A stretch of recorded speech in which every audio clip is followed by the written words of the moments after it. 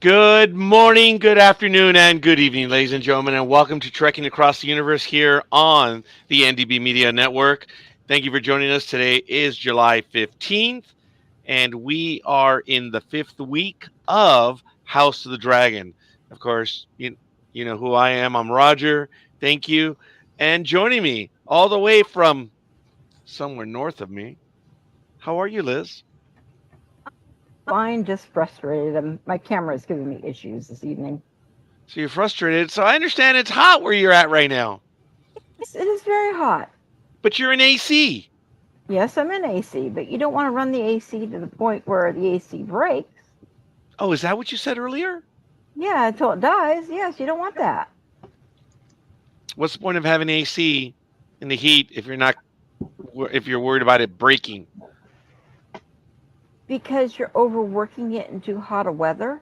And like I'm overworking you for an answer right now. I apologize, Liz. Uh, Welcome, Michael Day. How are you, Michael? Well, it's hot here too, but that's a whole different attitude. So, All right, excellent. Do you want to get to any announcements right after, or do you want to get to them right now? I do not want to get to them at all because I'm going to work on something this evening to magnify what's going on. Sorry, ladies and gentlemen, we do not have incredible breaking news to break right now. No, we No. do not. And it is related to House of the Dragon, believe it or not. And it's also related to another program that we do. That's correct. That's right. So it's all good. Lord Gregor, how are you? I am also trying to stay cool, thinking cool thoughts here with the ice behind me. I didn't think about that. Is that from the wall? That's Game of Thrones back there, baby. Yeah. That's when they were doing. Yes, I remember that. I love that animation from Game of Thrones. It was really good stuff. So, how you doing other than that? Is it hot out there where you are? It wasn't too bad today. It stayed right around 80. This afternoon there was a nice offshore breeze. So I'm not getting any of that right now. It's 86 degrees outside, meaning it's about 96 degrees in here right now. So we'll see how much I can maintain my composure. But it's all good in the hood. Ladies and gentlemen, we're going to get to it. Do you guys have any personal announcements or anyone you want to give a shout out to, Liz or Lord Gregor? I hadn't Nope. thought about it. Well, yeah. Okay. I'll give a shout out just because you said what you did. I'm going to give a shout out to Paul Kennedy. Oh, good Yeah, job. that's all I'm going to say. I'm just giving a Good shout job. out to Paul Kennedy. Mhm. All Okay. right. I don't do the birthday. I always do all the birthday ones on Saturdays, so I'm not going to do any of those right now. But I don't have any community news or anything. But welcome everyone that's joining us. Of course, we are doing House of the Dragon on HBO. This is now episode 5, which debuted yesterday on July 14th, 2024. Runtime of 1 hour and 3 minutes. The episode is entitled Regent, and it was written for television by T.I. Mickle. It was directed by Claire Kilner, and of course, it's based on Fire and Blood by George R. Martin, and the series was created by Ryan Condal and George R. Martin. So, Lord Gregor, before we get into it, what are your thoughts? Well, as we get into it, what are your thoughts of the episode? This episode actually engaged me. I mean, it wasn't a heavy action episode, but it was really well written. um, they moved the story a lot, and not slowly either. They a bunch of little stories kept moving along really well. Um, and my fears of them blowing their budget on that first couple of episodes in last week's completely out of the water because we got to see a huge the head of a huge dragon being hauled through the streets of Flea Bottom somewhere. Oh, The hell's the name of the city? King's Landing. King's Landing, the Crown Leave Land. bottom? Actually, Flea Bottom works, buddy. I like that. That was good. So, no, I was happy with this episode. The The Erie set was beautiful. The long shot of the Erie was gorgeous. I should have went back and grabbed that today, but work got busy. But that long shot of the Erie, it's like I could have paused on that. Rockers Los Angeles, Valar Morgulis. Good evening, friends. Yes, indeed. Thank you for joining us. Balado Hayes. I'm sorry? Balado Hayes. Ooh, very good. Very good. It's okay, As a matter of please. fact, why don't you give us your thoughts right now if you thought of the episode, if you would, Rockers. Michael, your thoughts on the episode as we get going. Well, my thoughts were when it started, I went, he died. The king. I mean, I thought that was a coffin and he was dead. And that was my first initial thing. And then I go, this is kind of weird. I said, what's going on? Then they opened it up and I went, oh, he's badly burned. And, okay. Remember we talked about that last week? Yeah, we were. I know we were. We was like, I thought he was gone. Broken. I know. I thought he was gone. I really did. I wasn't going to let anything slip. Yeah, unfortunately, I was hoping against hope. And, sorry, not hope. As a matter of That's a good one. Hope you're doing well. Hope, by the way. He's still driving. Oh, okay. That might have been a Freudian. Hoping against hope. That was funny.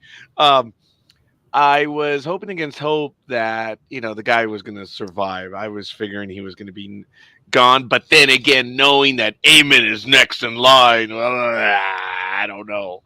That was scary. But, hey, we all saw what happened in the episode. The upcoming episode was titled Regent. Yeah.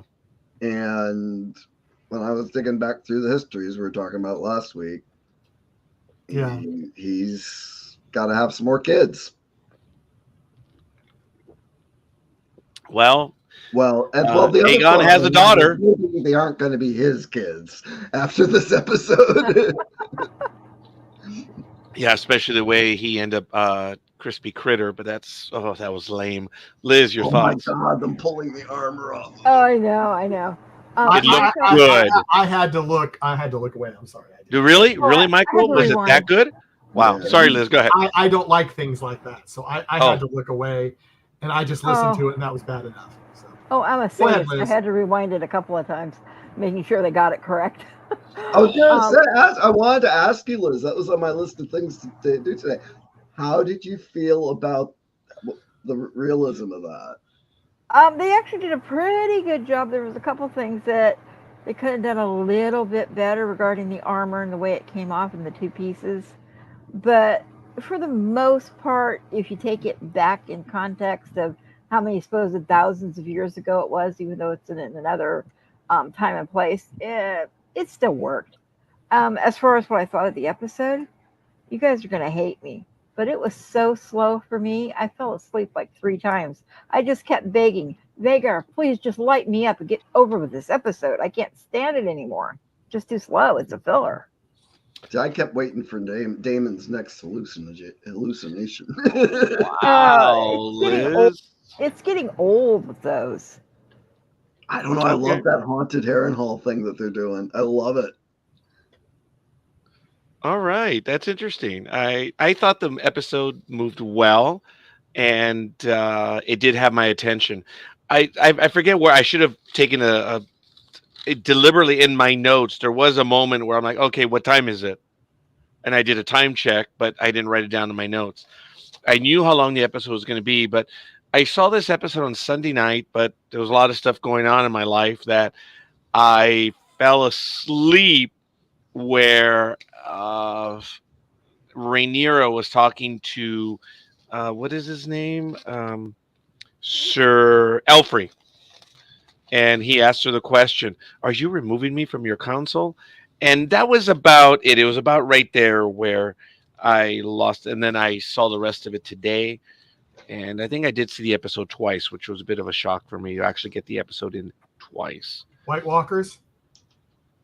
I don't know. Do they buzz? Are you getting a visitor now and not me this time?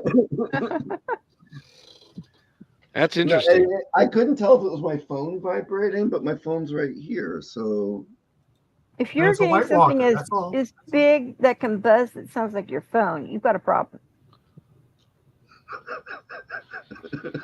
Yeah, well, Better I could to say be, something else I'd say off air, but well, all I can say is I think I have the wrong type of drink for knowing the crispy creature got burned. You know, I'm not sure. It's the white meat. I'm not sure which one you're supposed to it's all have. meat. Well, I think with red meat, you're supposed to have. Yeah, there you go. There you go, Lord Gregor. So I'm not sure if I have the right one, but I'm still gonna. Aegon, this one's for Dra- you. That's why Dragons are like large me lizards, and which are Ale go with everything. yeah. I'm 'Cause sorry. as What was there's that? dragons are like large lizards, which kind of in a way are like alligators and crocodiles, and that's basically a white meat. So you'd probably pair your wine to that. Excuse me. Now, even Rockers isn't on it. We're talking about a guy that got burnt, crispy creature, and what's he saying? The characters are getting more fleshed out. Do you mean as in Oh what they God. were pulling off? No, I know Rockers wasn't, but I had to take advantage of that one.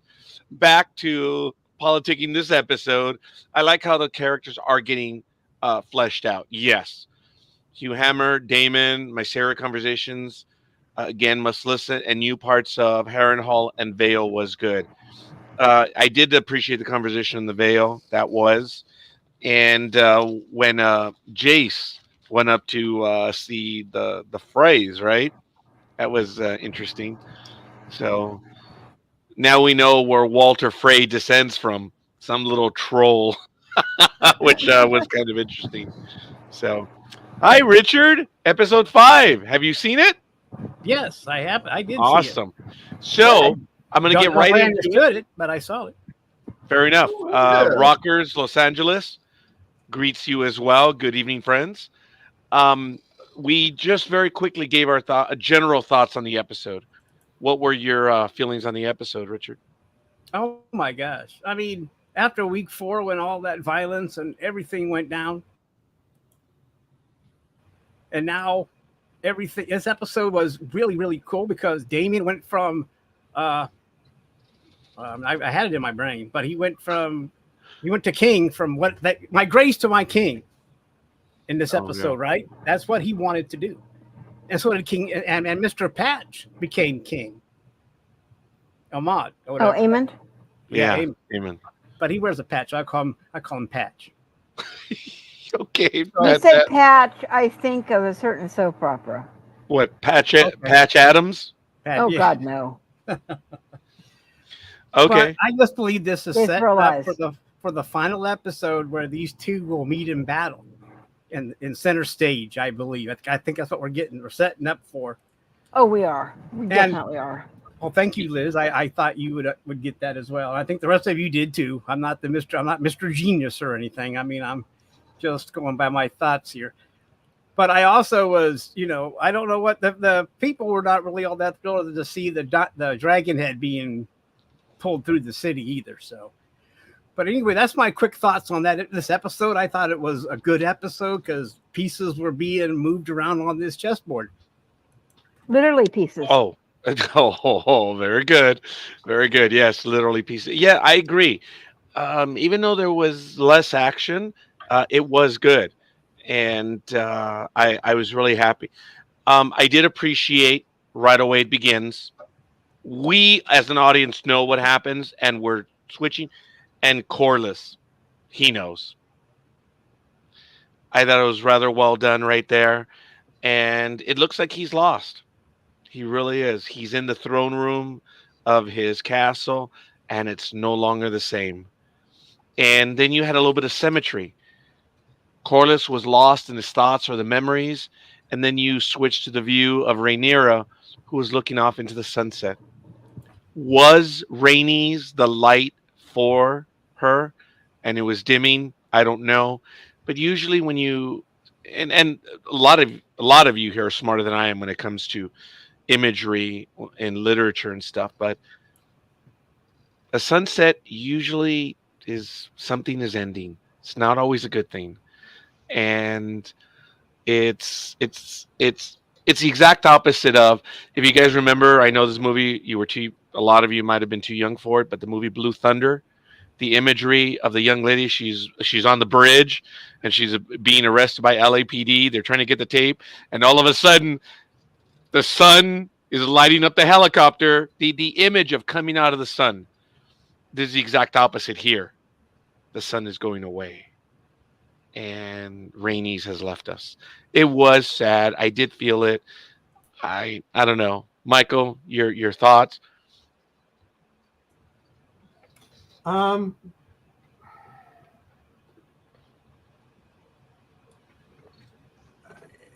yeah, I really, honestly, as I said, the first, I tried to do what Hope said to do and use the closed captioning, trying to get more out of it.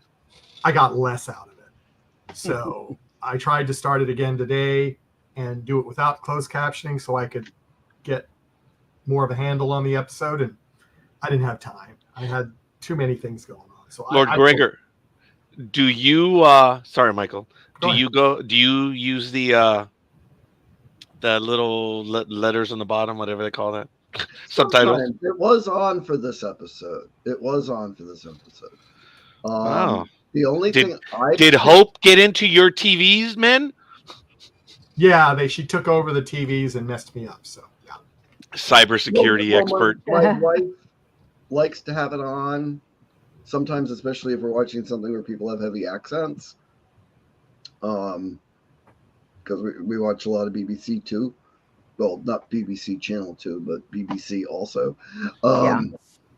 And so we usually have it on for that, because sometimes the Scottish and Welsh accents are like really thick. Really? But I had it on for this episode. And one of the things I've been noticing is where they describe noises.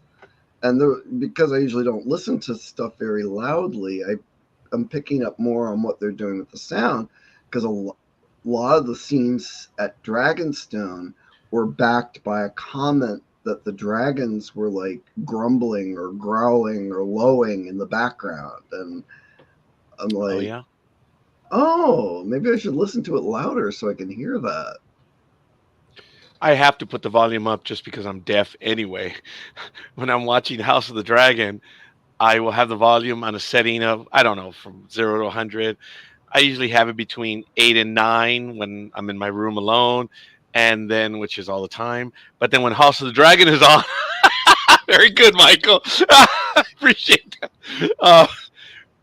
Whenever House of the Dragon is on, I get it up to about 16 or 17. So when something else is on, man, it is loud, and I think it wakes up the entire house. So it's completely unintentional. Yeah, usually for HBO at home, I have to crank it like to around 35. Oh, so you guys are the same. All right. Yeah. Because other things like Voodoo, I have to like sometimes put it down to like 20. Oh, okay. Well, for me, I just have to have it louder anyway, and I don't know what brand name my TV is, but it was inexpensive. The fact that Rainey's volunteered herself for Rook's Rest made a huge difference in terms of Rhaenyra and Corley's perspective on her passing. Yeah, as a matter of fact, Rocker's very good. A little bit later, when it's Bela, right? She returns to see Grandpa. She says, by the way, and spit and vinegar, man. Or salt and seawater. He's like, she's blood and fire. Yeah, I mean, she just died. I mean, you try to take advantage of this? And the answer is yes. So yeah, I was gonna save that till we were going through the scenes, but I'm sorry. Yeah, turned into quite a wise young person. She was advising, I think, Jace last week and this week again. She was, and then that conversation with Corlys is, you kind of forgot that was granddaughter and grandfather. Yeah, I think both Michael and I were nodding on that one. Liz, I was thinking about that as well, and when Lord Gregor said that, what was it, episode 3, guys, where Rhaenyra might have been episode 2, where she says, "I depend on you." And then we find some of the frustration that Jace has in this episode, because he's like, "Well, she goes, they're doing this." Yeah. And Rainier is answering back, "And I'm a dragon rider." Yeah. Come on. I'm being held back. So you're right, Lord Gregor. I may have jumped ahead on that. Well, But that's, guys, that's as I kind of why I say, commented that the writing in this seemed much sharper than we've had in the past with this show.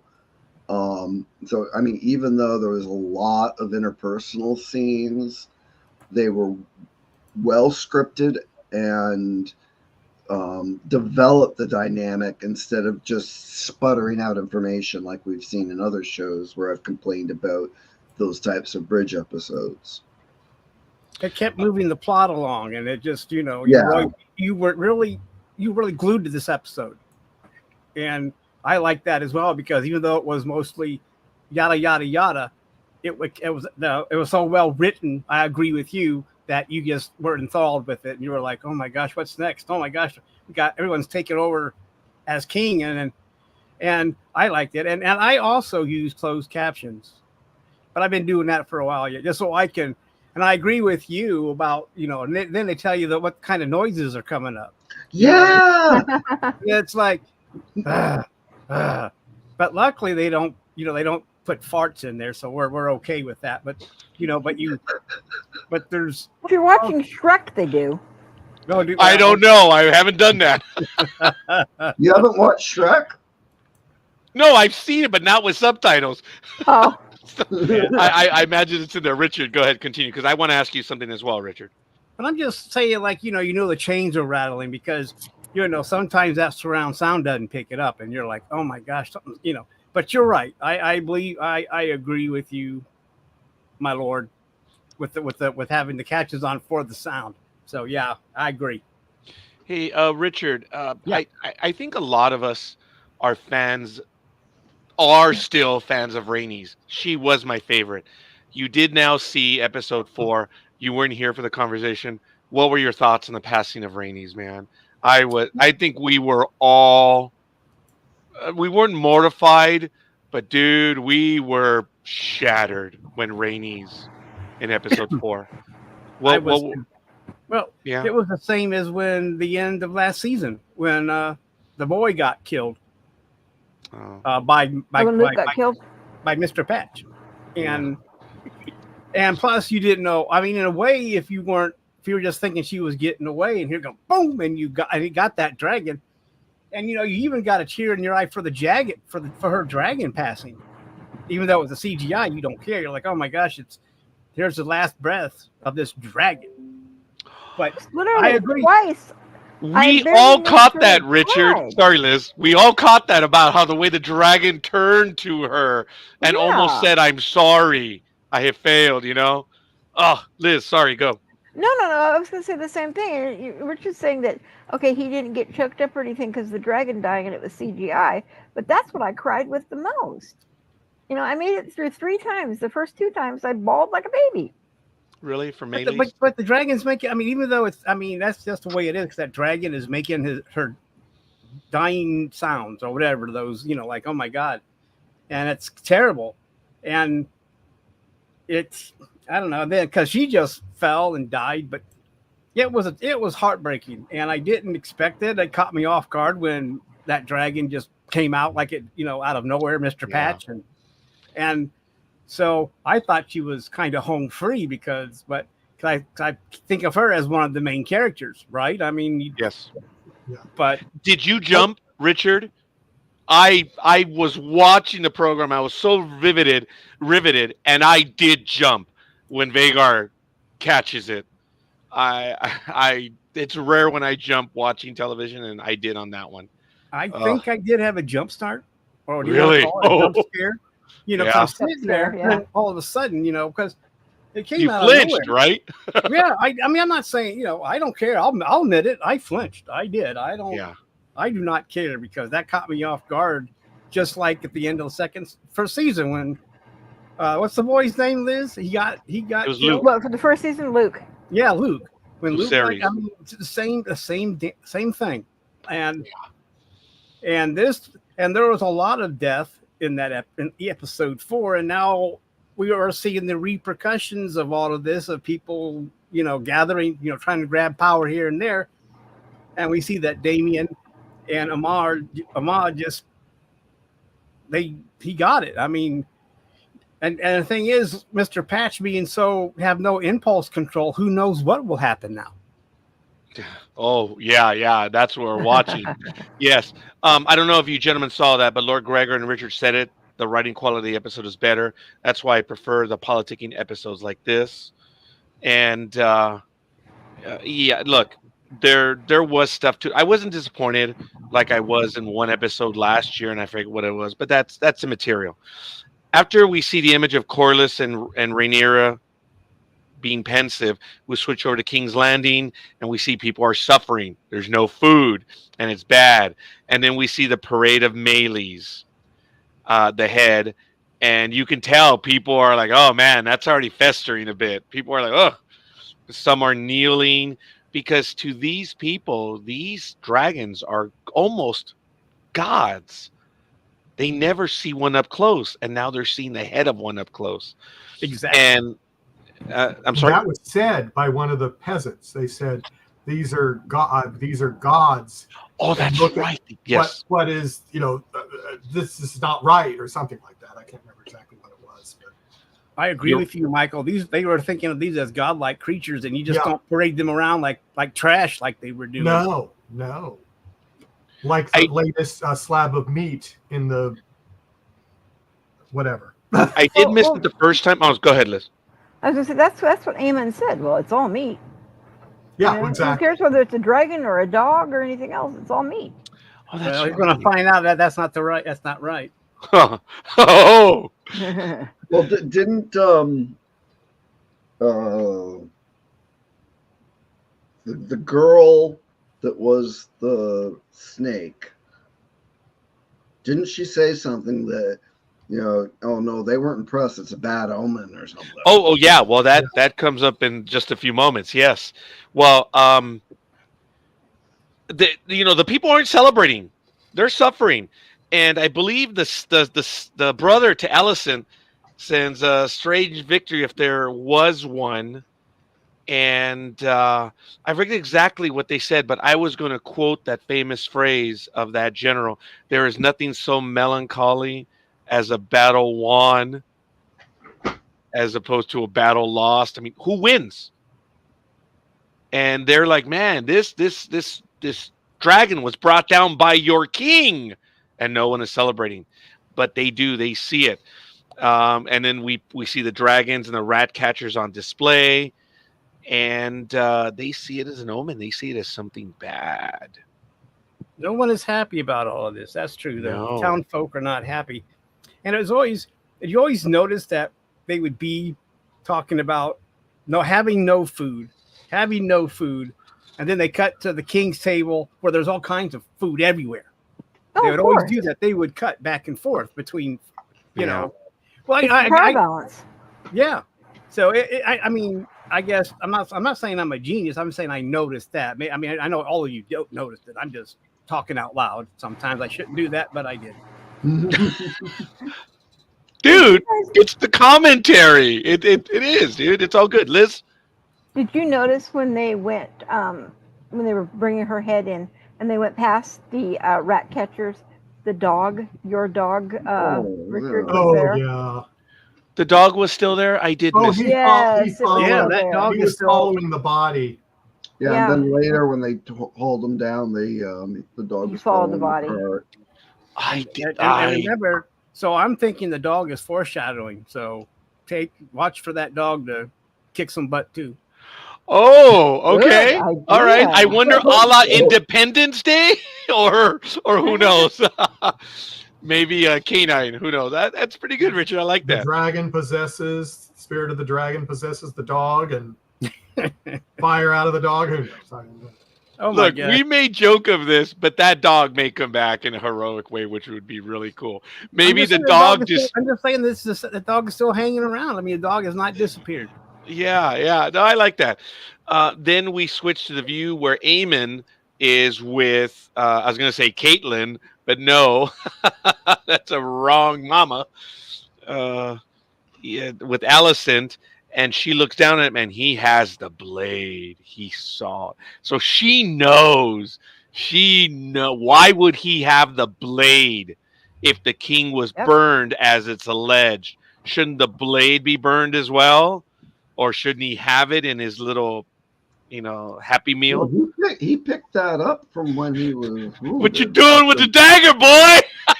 Yeah, yeah. I'm pretty sure he picked that up from where Egan was laying after he fell. Yeah. Yeah. Well, she knows there's more to the story. And Alicent goes to her son, the king, and he's in bad shape. And then we see the maesters remove the armor and uniform from Aegon. And I understand some of my co-hosts did get disgusted with it. And I got to say that this time it didn't disgust me. But you know what? Those prosthetic people, all that stuff, if you had several of the hosts disgusted by the imagery, that tells you they're doing something and they're doing it well. I wasn't disgusted by this. With them taking off his armor and all that. Yeah, I know he's all Oh, burned and no. everything. Well, I watched Walking Dead, so I'm kind of used to Yeah. that. That ooey gooiness. Yeah. But, but I mean, that's just how. I mean, it's interesting that they can spend the money for these kind of prosthetics or CGI also that are combined with this, and you can feel it because you hear the, and then you can also read it too, right, Gregor? You can read it too, right? You can also see Well, read it. Yeah. So you Less get like a- ripping. Where have you been, Richard? I didn't think we were going to get our own descriptive sound effects. That's good. But I'm just That's saying, funny. it's 2D, and you're right. I mean, but that was kind of disgusting. But especially when they took it off, and it's like everything was coming apart, and it's No, the But- prosthetics, the makeup people and the prosthetics people have done a really good job. yeah. Like when they showed Viserys at the end of last season without his mask, and Yeah. it's like that's a combination of prosthetic and CG, and it looked like you could see through his flesh, and it's like Yeah.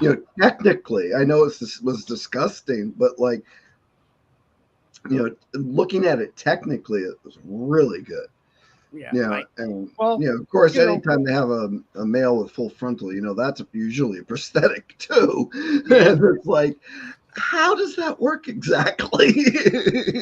So yeah, you're right, and it's it. But what I kind of like about this season so far. What about? I mean, not the whole season, but House of Dragon. Is that it's not like Game of Thrones where we have to put there's boobies and sex going on all over the place. This is they're basically there's nothing like that going on in House of Dragon. It's just Well, that was 3 episodes ago, so they got it all in one Yeah, See, season. Richard, right. you're right. Game of Thrones. Come on, guys. Remember what they were saying the first 2-3 seasons? That's all it was. And then the young lady that played Daenerys, Dany, Yeah. she finally said, "Look, I'm done with this. You signed me to a longer term contract. I know I have a secure job, so I'm only going to show the flesh when it's appropriate to the story." Yeah. So they treated her a lot better. But- exactly. But I mean, gosh, who It was, was the other, every episode, dude. but It who- was. But I'm trying to come up with the other guy, the short, the little person. I can't Tyrion. remember his name, Aaron. Peter Dinklage. but he was always in the whorehouse. Yeah.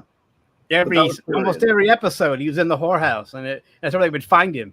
So Yeah. And And- Littlefinger as well. Yeah. Yeah. So you're right, Richard. There is, I'm not going to say a little bit more dignity, but there's more storytelling. well, there is sex, but it's covered. I mean, if they have it strategically covered up, like Yeah. you don't, her arms are covering her, well, whatever you want to put it. But in a way, it seems like there's more story. They're not trying to push it with sex scenes to keep people's attention, and like Yeah. on The Office when one character said, "I fast forward through the sex scene so I can see all the killing." So I forgot about that. That's funny. Fair point. Well, fair enough.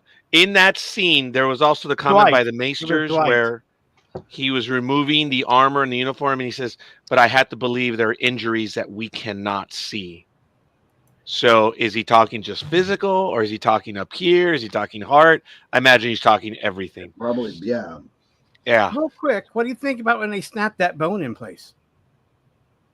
Remember the leg or something? I would defer to our resident nurse up above us here that on that one. Did that make you flinch, Liz, resident nurse? You're muted, Liz. Oh, she may have stepped away for a moment. No, I just didn't realize I was muted. I said, no, it didn't make me flinch because I've done something similar to that many times. So. Yeah, you have. Oops, sorry. And it sounded just like that pop can you opened. Yeah, I was going to say, pop great can sound part. effect. Oh my goodness, that was almost perfect timing. I'm sorry. Yeah, that was the sound it made too, Raj. Good job. So I've never set a bone or had a bone set. So, I mean, I can only say it looked believable from someone who hasn't seen one.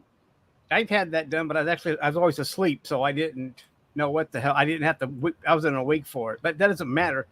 And I'm just saying, I mean, real quick, since I wasn't here the whole time, that first episode when they killed that kid was the worst thing I could ever get through.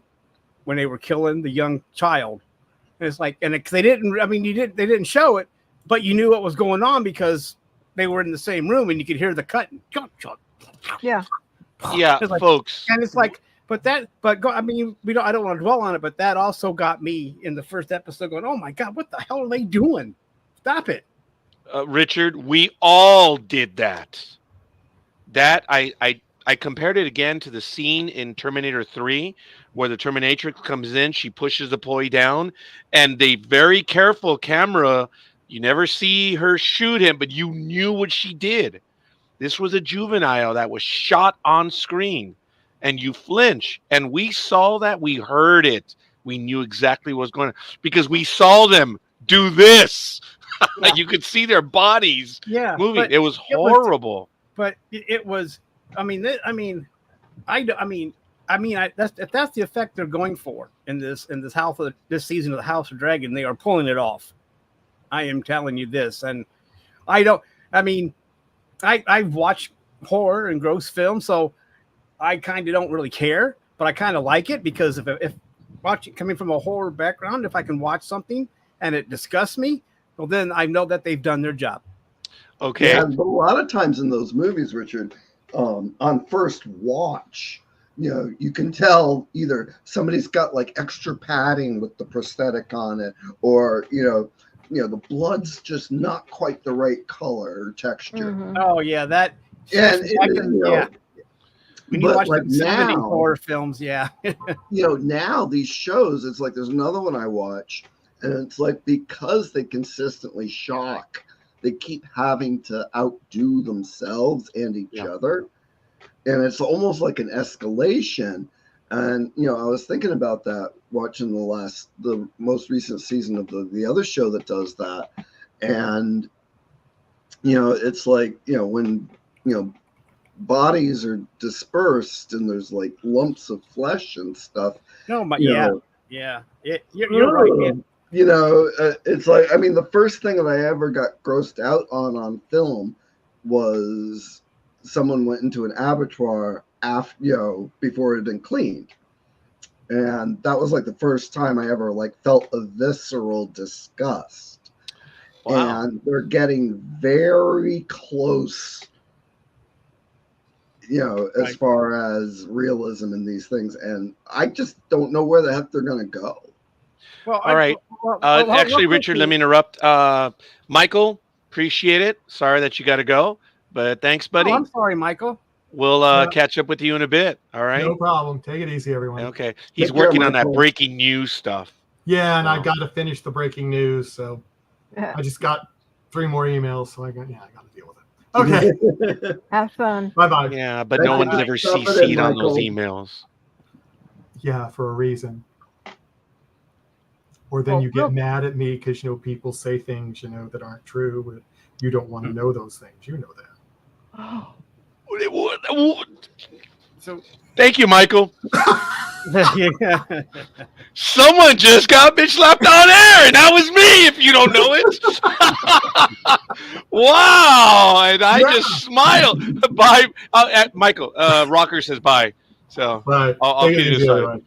That was funny. Thank you, Michael. Appreciate the Okay. notice. Bye bye.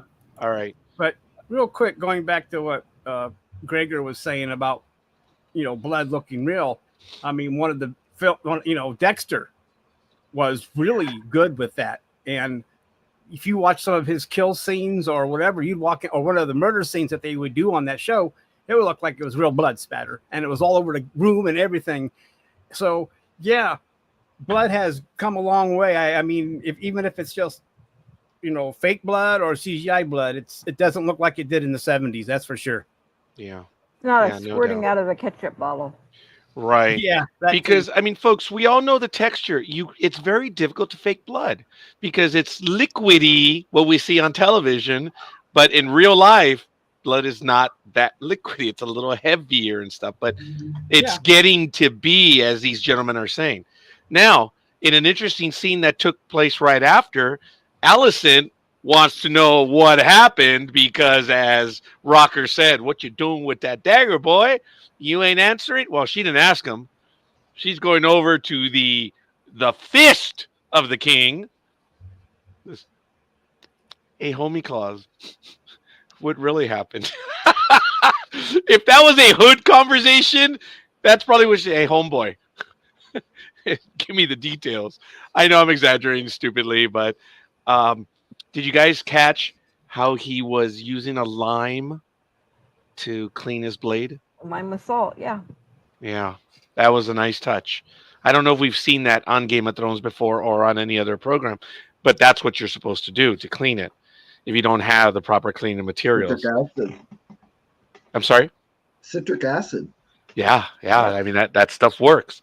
But it was like he's cleaning the blood off in front of her, and he won't tell her because he says, "Well, I wasn't privy to that stuff," and she's like, "BS, BS." So they have a conversation later, which is a carryover from this one. After that, we switch back over to we're down a dragon, and of course, did you see Roger in the background with his scoreboard? He's like, "Yep."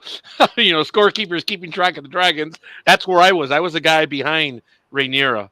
So that's of course me and another persona, but I'm keeping. So she says, "Sir Alfred, deference," because they got into it, which was really good.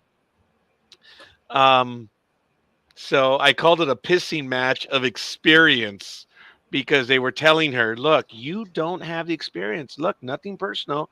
Viserys, the first thing that would have happened," or she may have said this a little bit later, but she said, "I did not have a sword thrust into my hand. Yeah. I was taught. I was educated. I learned all this, but I never played this. I never did it. I never went hunting in the manner that boys would, which would lead them to soldiering, which would lead them to be warriors along with the education. She never had that."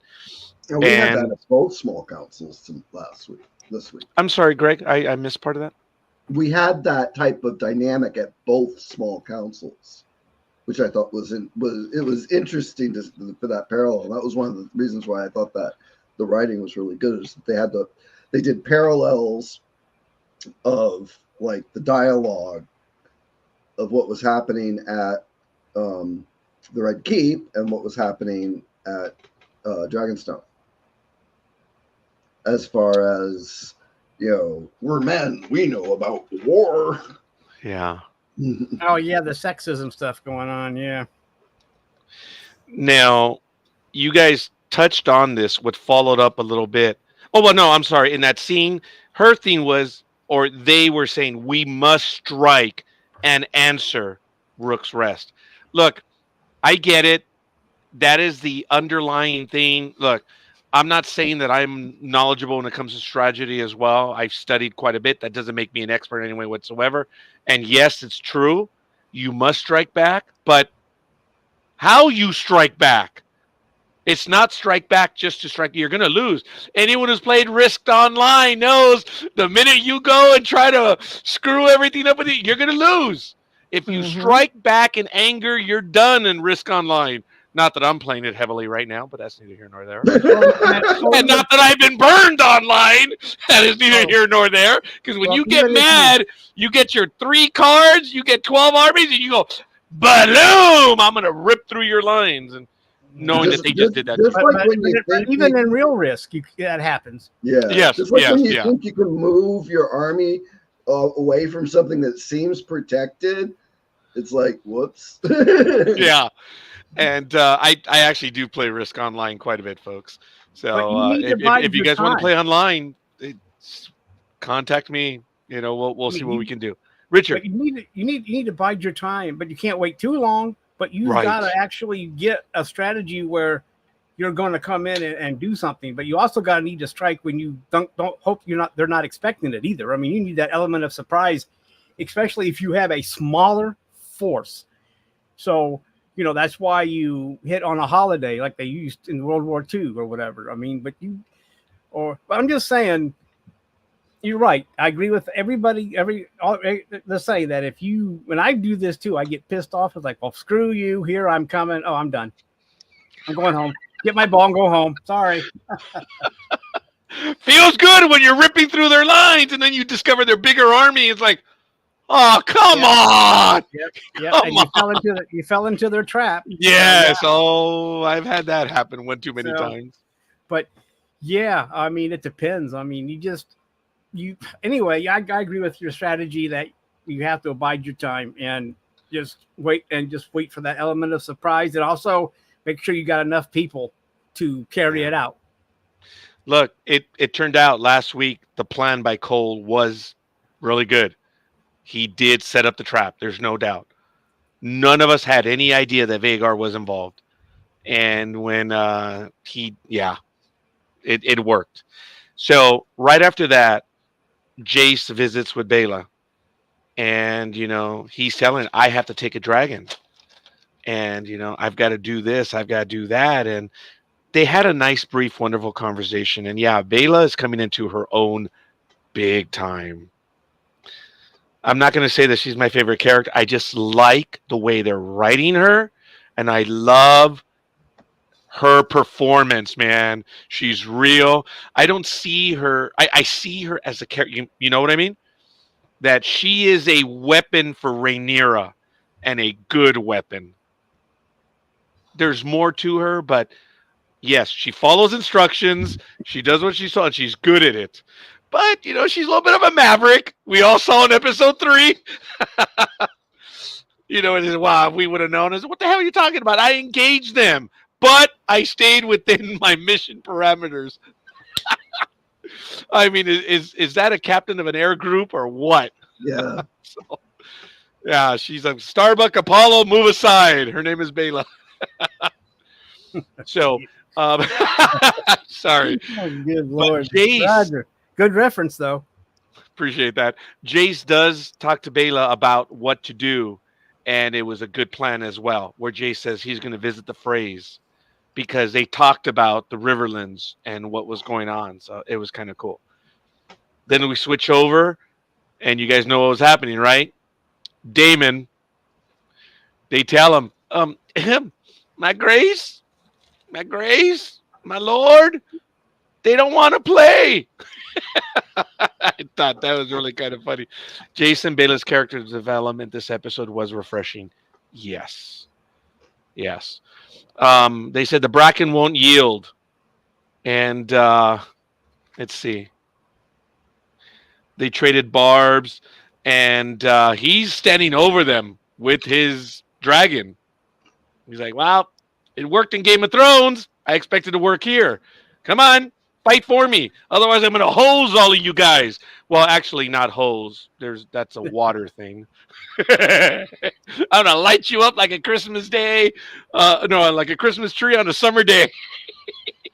Sorry. Yeah, I thought for sure they were going to do that too, because we choose fire. I mean, they might have run out of money, but when they cut, I'm like, oh. because it's like when the guy turned his back and Vagar just like, I'm gonna Yeah. get you. Like, I'm getting to play. That was very tense because you didn't know what Damon. You never know what Damon's going to do. You don't.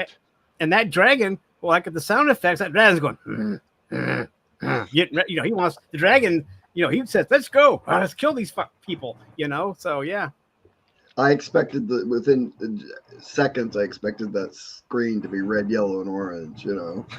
Yeah, you see all these burnt bodies. Yeah, you're right. I agree with you, Gregor. Liz? But they didn't. No, I was saying I agree with him 100%. But then, guys, think about it. It was really funny. We choose fire. And then what happens? He's sitting on there holding his sword, disappointed because they blew him off. And he's frustrated because this guy is decisive. He goes and he expects people to respond one way or another. He did not expect them to, like, you know what, dude? We're not going to go with you. You're a traitor. I think it's this scene. Oh, no. It's later where they really call him out on what he's accused of. Right here, they're just like, nah. We're not into it. Well, I think for the first time, Damon actually thought things out and just thought, well, if I kill these people, I'm never going to get them on my side. Right. He says he didn't kill him. He says, we need more swords. So then he tells his buddy, he said, less fighting and more persuading to Blackwood. He tells him that. Yeah, and that's not Damon. But in a way, he kind of grew, I guess. But trying to get, even though he's trying to get these people to fight for him, but usually him and Mr. Patch, they get very impulsive. Oh yeah, and he says, "Show him your worst." When it comes to the persuading, and then we switch to the ire, or the Erie. Sorry. Erie. Yeah, and then they have the argument about. But you have your dragons for 15,000 swords. Why haven't you done your due? I asked for big dragons. No, actually, you didn't. That was really good. What am I going to do with the baby dragon? I would have said, well, you could feed it. You could coddle it. You could do it. You could do a Dress lot it up of in cute little outfits. Yeah, very good, Greg. You could do the matching outfits. There's a lot you could do. You can light your candles. Yeah, light your candles. But I know we're really laughing at this, but her whole thing is that's going to take a long time for the little dog over there to grow. So that was good. I think she says, but babies. See what does Rocker say? Anyone watch Raised by Wolves? Mother is Jen Aaron and father is Ellen. Oh, really? Corliss Bastard, really? No. Lord Gregor, Richard. I gotta go back and rewatch that. I didn't notice that, but I thought that character looked familiar. I did not, but again, I'm trying to figure out that how. I mean, I know this isn't going to be the last season, so we got to figure out these dragons are going to make a play later on sometime. I mean, it's just foreshadowing again, I believe, even though they're babies, but hopefully, I don't know, but it's.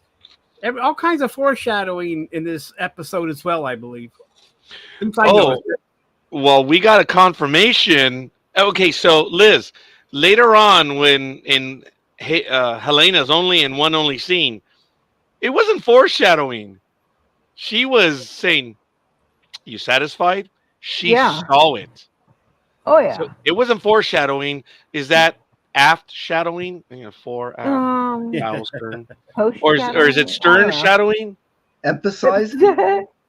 Emphasizing. Oh, okay. I appreciate that we're doing if that. we know what happened, and they're making a bigger point of it, maybe for people that didn't catch on as quickly. But Helena's getting more and more of this. Now we don't get a foreshadowing here, but a clear acknowledgement that she knows exactly what happened. And what does she ask him? Was it worth it? Right? Yep. So she knows. So I think we've seen that. Well, that's a significant hint, but it's okay. We'll go on with that. Rhaenyra shares with what is her name? Mysaria? Yeah, something like that. Misa? Yeah. Lisa. Thank you. Oh, I just had it open, and then I was looking for something else. She's become her confidant now. Now that Rainey's is gone and Bela's not there, she says the council talks down to her. Damon ignores her missives, and the people see an omen, and they're talking about the head, right? And now did I do it again? Oh yeah, where they say they see an omen, little bread, dead dragon, and the forgotten people. She tells them, "Hey, these people are your power." And she said, and it was an in-depth conversation, but she said there are other ways to fight. Duh. Not only duh, but you have your minions do it for you. But it's bigger. There are other ways to fight. So we may have the beginnings of a third column or the Maquis starting up by that decision. Well, especially if they're not letting anyone leave or enter a city. Yeah.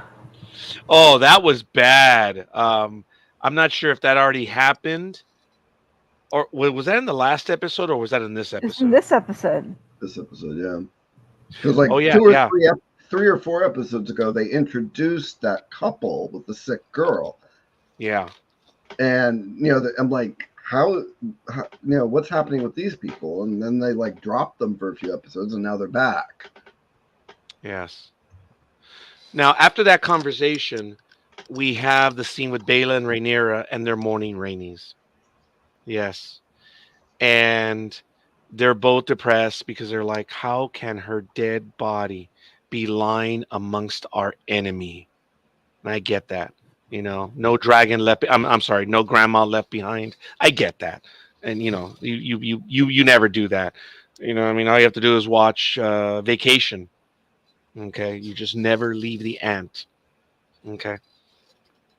They talk about how she was fierce, and it was nice that the two women who probably knew her best, but there was a lot more that was said about the queen that never was, and it was good that both of them had a chance. This is the closest thing that we're going to get to a funeral and or saying good words about them. Do you guys want to add anything to some of the stuff I've already talked about right now? I was moving fast. I don't have anything. Okay. Remember, guys, just interrupt me. Okay, then we switch over to another scene, and then this one's for you, Greg. We're at Harrenhal, and unlike someone getting serviced, this time Damon is fooling around. All right. Blood on his hands again. Do you notice that? Again, he's got blood on his hands. And then, now, who was he messing around with? It was a blonde girl. Who was it? Was it Alice with blonde hair? It was his mother. This is his mother. It was because Emma. Of the comment she makes. Yeah. It was Emma. Because at first, I think you're supposed to think it was a young young. I didn't think it was Allison's. Or no, I'm sorry, Rhaenyra. I didn't think it was Rhaenyra. Yeah. And then it's like when they I showed thought for a moment it like, was Helena. That's somebody different. And I'm thinking, oh, maybe it was one of the women that he would go to that would dress up like her. And you know what? I gotta hand it to Damon because Damon in hallucinating. I mean, who has he not? Think about it. In just the last 3 episodes, who has he not returned to? When I have my dreams, I'm like, okay, am I taking out the Sovereign class Enterprise or am I taking the Constitution refit? I mean, which ship am I going to take out? Those are my dreams. Which ship am I going to ride into combat? Oh my God. Damon is doing it a little differently. Yeah, the Damon. Yeah, you're right. I mean, Damon has his issues. Yeah. This time they're having dinner, but what did they say? It wasn't pheasant. Was it duck that they were passing around? He's like, I don't know. I'm not hungry. If you don't like the duck, try the goose. Yeah. Oh, Yeah, okay. I think so. Yeah. They had several meats there. Yeah, but Yes. I think that was double meaning for what that was saying. Yeah. Okay, come on. Well, remember, he's already dreaming he's having sex with his mother. So I think it's like, okay, if you don't like the duck, try the goose. Well, maybe if you don't like this particular way of certain partners, let's try something else and see if that more suits your fancy. Okay, I'm not Okay. hungry. I don't get it. Okay. I'm not trying to be stupid. I hear you, Liz, and I'm good with that. But he should have partook then, I mean, which I I can think I used that in one of only. the episodes. I mean, I can only imagine what that could mean, Liz. While And they're thinking about are that, we going to Richard, have maybe a scene with Matt Smith and Mr. Strong there, Lord Strong? Oh, in the very first episode, when Kristen Cole is, and I called it, servicing Allison, Lord Gregor died laughing because I was waiting to hear how Roger was going to call this one. So every time there's a sex scene or something, it's always different, right, guys?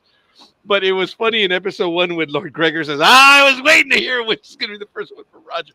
Each episode is different. I think last week I was referring to it as a tune-up. Whatever. I don't know. Checking under the hood. Yeah. It was. I was being foolish. So I gotta be careful because sometimes my euphemisms are blatant. Oh, AJ! And by the way, AJ, AJ, ladies and gentlemen, we are being visited by one of our hosts from. I'm sorry, I'm not from the South. He's not one of our hosts. I apologize. There's no ownership here. AJ is a host on the network. He is with Fandom Access on the program that is on Tuesday nights here at 7 p.m. Pacific time on the network. You should check it out at ndbmedia.net. If AJ would love to join us, he is more than welcome. By the way, AJ, I know you're probably busy. I know sometimes you work and don't. I'm giving you your out. But if you want to join us, AJ, all kidding aside, I'm going to send you the link right now. Were you able to list it in the chat room? I mean, not the chat room. Were you able to put it on the page, Liz? yes, I did. You did. Yeah. AJ, it's on the NDB Media Host Forum, the link if you'd like to join us. Because they also talk about the House of the Dragon. But these guys cover a lot of different programs on Tuesday night. So, Yes, they do. yeah, they get a lot of stuff in. While Roger's barely saying hello, they're into their third program. I keep thinking I should tune into that one because I watch all these shows, almost all these shows too. AJ, you should, Greg. AJ, would you comment right at the very least? Would you let us know which programs you guys are covering right now, and that will even tell the audience? And I appreciate that, AJ. We listen to you guys too. That's why we're showing up. But you decided to show up. Would you list the ones that you guys do? But I like it. If you dine like your mom, try your niece. Jeez. Yep. Wow. Yeah, that one's crazy. They're talking about this is a good time for a show of strength based on what's happened. And then he says, okay, tell me, how are we going on the Heron Hall repairs? He says, hey, well, we got water flowing into the toilets and the kitchens and all that stuff. And, oh, by the way, we're lighting the boiler, sir. So we should be able to make it across the Atlantic. Oh, just kidding. Sorry. They were talking about lighting the forges. I'm all over with my movies tonight. Focus, Captain. Roger. Focus. I know. Come on, AJ. Anyway, and they say the water is coming back in. The forges are underway. But the roof, well, Your Grace, we need a little bit of money. What do you mean money? How much is left? Well, that Lord Corliss kind of transferred all the ownership. I was like, did he use Venmo or PayPal? Anyway, sorry. Or did they put in a big wagon and he took it to a safe somewhere? But he was paying with crypto. He used Dragonflight money. Oh, very good. Dragonflight money. I like it. As a matter of fact, folks, all kidding aside, this is some of the stuff that they cover. The Lazarus Project, Orphan Black, Echoes, House of the Dragon, and I didn't know you guys were covering the Acolyte. Wow. Yep, they are. Well, good for them. I might have to show up for the last one. So, but anyway, all kidding aside, they really do some great stuff on there.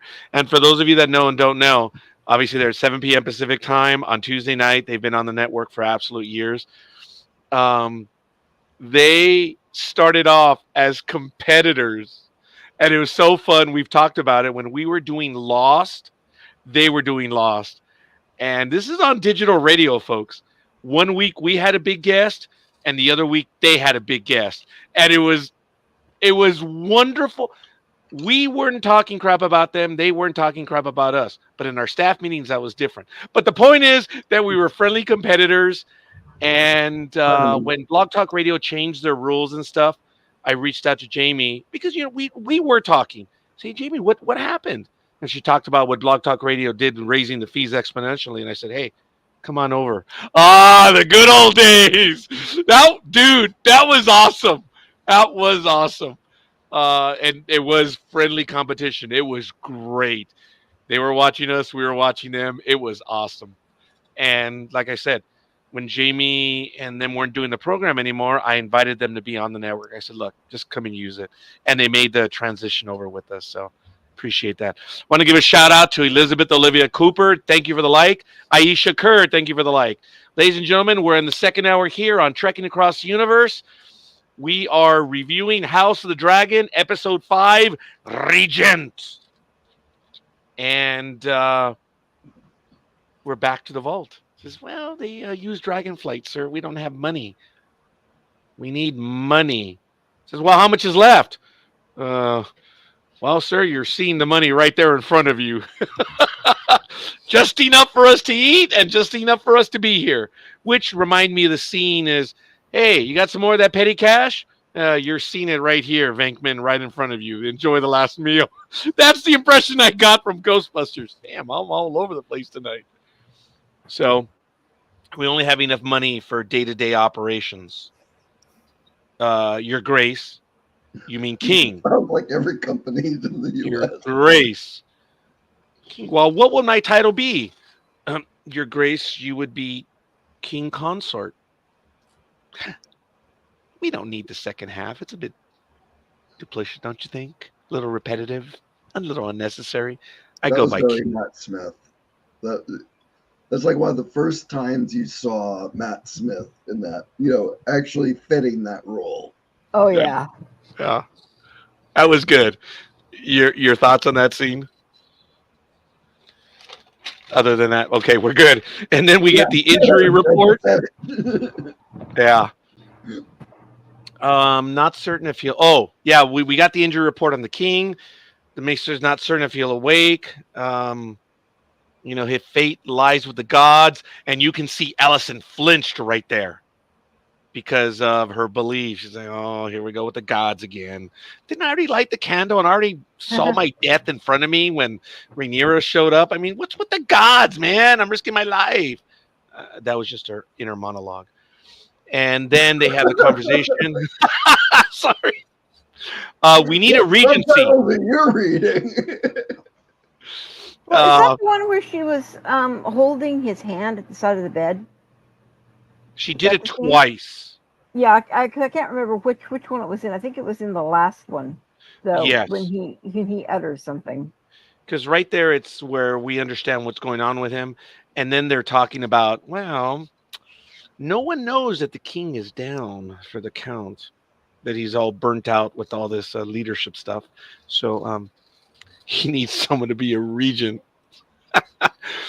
Damon seems to be getting worse each week. I don't think he's mature enough to truly be second to Rhaenyra. Rockers, I'm going to be an a-hole to you. He was never a second to Rhaenyra in this entire season. Mm-mm. That's Episode why 1. Kept him. Episode 1. Do you take me as your queen? He never answered her. Yep. Nope. And that's one of the reasons Viserys kept him kind of out of things. Yeah. Because he can't handle it, and now he's got the added burden of all his hallucinations driving him crazy. Yeah, and they're getting rather interesting. So there is a lot to hallucinations are crazy. I'm AJ, you may have hit our quote where we will keep that quote for a while. That one's going to come back today. Remember this one? On Sports Talk with the Guys, we have a lot of them, which are really good. Want to give a shout out to Richard Sullivan. Thank you for the like. Appreciate it, guys. And don't forget, folks, we need it. We need the follows, especially on YouTube. We're trying to get to 1,000,000. We're trying to get to 1,000,000, and we really need to get to 1,000. But the point is, we need your help. We're moving forward. And the sooner we get to 1,000, the more dangerous we get to be. So we appreciate like, subscribe, and hit the bell icon. So think about it. If you hit the bell icon, every time we're live, we ring the bell. Anyway. Yes, Lord Gregor. I mean, I even disgusted Richard on that one where he didn't have a response. Yeah. You want me to turn beet red, don't you? Michael's not here. So, they're talking about who's going to be the regent. The question is Allison. She goes, come on, man. I did this before. Like, yeah, when you were the wife. That's not the case anymore. And you were during peace, not war. Again, because she's a woman, there's no respect. None whatsoever. This is the scene that I thought balanced the other. Yes. They do say experience offers a path to victory. And then Kristen finally puts the dagger in the wound. Maybe still had a little bit of lemon right there with him. And he says, Aemon is next in line. Yep. And then what did Aemon do? Just got up, reached for his little ball, goes up, and Like sits he was right there on the waiting chair. to. Yeah, he just completely took control very easily. Yes. And And now- you knew he'd already gotten to Cole and Laris the way they responded to Millicent. Yeah. Allison. Now you're good, buddy. The show And- names. Now you're good, buddy. It is difficult. It is. The And Green then we Girl. Mr. One Eye and Green Girl is mom. He was ready to go. I mean, he in some ways you could say he effectively already was running the show because he and Cole were already together on it. So he starts to receive reports of the realm and he's already issuing orders, and Alicent is just stewing. Oh yeah, that's right. That's right. No more, young man. That's I'm right. fine with that. I'm very fine with that. That was Yeah. You I know, missed of it all at the first. stuff they show. That really creeped me out. I missed it the first time. We talked about that, remember? I was like, whoa, what was going on here? My wonderful co-host made that very clear to me. Dude, are you that stupid? Like, look, Yeah. my fetish is which enterprise to choose. Actually, I'm kidding around, folks. I've told you. Or actually, maybe you guys don't know. Because of my line of work, this is my fetish. I've always had pins. So when you hand the pin over to a client to sign, you want to hand them a very nice pin. And this is a cross pin. It's a lavender pin. If you look it up, you can see what it is. That's my fetish. Oh, and wanting to drive the Enterprise. But anyway, You don't fly the ship. it wouldn't be the Enterprise if you didn't have the... Just kidding. That's a Sulu. Damn it. Yeah, you're right. Okay. So... one of his very first commands, someone cut down the effing rat catchers. At least he understood that. He really did. That was there. Or maybe he just didn't like going by. Because even Alicent, when she saw the dragon and then saw the dead bodies hanging, you could see she was like, oh, for the love of God. You could see she was suffering with the odor. You saw that, right? They Oh, kept yeah. showing them, and you could tell that they were getting riper by the episode. Riper. You by know, the- I was surprised when they cut down the one that we saw. When it hit the ground, I'm kind of surprised it didn't implode. Well, if they had crows and stuff picking at it, it probably wasn't holding a lot of gas. I think I might have thrown up at that point. Do you know what was the very first thing that disgusted me in a movie? I know we're way off track. And it was the original movie, Dawn of the Living Dead, where the guy gets caught in the elevator and the zombies start opening them Oh. up, and you can see all the entrails and everything. Ah!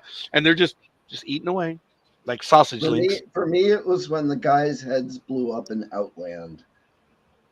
That was Oh. like the first gross out for me in a film. Well, that was the first one for me. The second one was the dog in The Thing. Oh. Or my all the stuff in God, The Thing. yes. But that's a horror movie. That is. But Oh my that's God, I way off remember topic. watching that, like sneaking downstairs with my neighbor late at night to watch it on HBO and watch the unedited version on HBO. And oh my God. Folks, you have not lived till you have seen that movie in the theater. That was a scary movie. I know it's probably dated now in every which way, but folks, that was a scary That movie. is how you do suspense. And remember how it ends. You don't know. But anyway, I don't want to spill it for anyone. It was a good movie, man. No, some of the best horror, you Carpenter. never see the monster until the end. Yeah. You know, John and it's Carpenter, like man. Hitchcock movies still hold up today. Yes. Oh, they do. They absolutely do. My wife and I came up across Lifeboat the other one morning last week, and it's like, oh my God, I haven't seen this movie in years. And we actually watched it. I was late for work. I think it was a work day, and I was late for work because we were watching Lifeboat on AMC. Oh, not much gets to me, but Achilles tendons being cut makes me squirm. Oh, yeah. Oh my that's how to God. get people from getting away. Oh. Yeah. I know. I've seen some of that stuff. And being a runner myself has nothing to do with the fact that I'm a minority. They did But, that in the second season of Interview with the Vampire. Roger. Yes, they did. Heels cut. And I'm like, oh my God. Yeah. And the girl's trying to get up, and oh my God. Oh. Claudia's death. Yep. Yep. Yeah, you're right, AJ. That does. It's horrible because when you cut that person's done. They can't go anywhere. It's horrible in many different ways. Yeah, you're right, dude. I hadn't thought about that. The scene then switches to the people are suffering. There's no food. Then the family's talking, the ones that you guys mentioned. Neighbors are stealing from each other. Where to go? It says, well, the king promised us. Oh, yeah? The king promised us what? Yeah, I The can't king believe is a that toasted dude is, marshmallow. You can't do anything. Yeah, go ahead, Richard. Because remember what the wife says. Go ahead, Richard. well, I'm just saying, I can't believe that dude is defending the king to the end almost. I mean, you know, she's like, you don't have no food. Ah, he said we're going to get the food. But when we're dead, because when is this food coming? And it's an interesting back and forth. And I guess that's my point. I can't believe that he was just kept defending the king, that he said he's going to send food. Well, he's also said he's going to pay some people too, and he's not doing that either. So, I mean, the king is talking, but things aren't getting done. And to add to that, right, Liz, the daughter is ill, and the mama Yeah. says something to the effect of, "Oh yeah, what are those empty promises going to do to heal your daughter? What will those empty daughter? What will that do for your daughter?"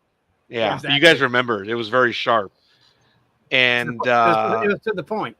yes, He now seems to be looking at it through rose-colored glasses. And Mom he's a sees it loyalist, clear as folks. day.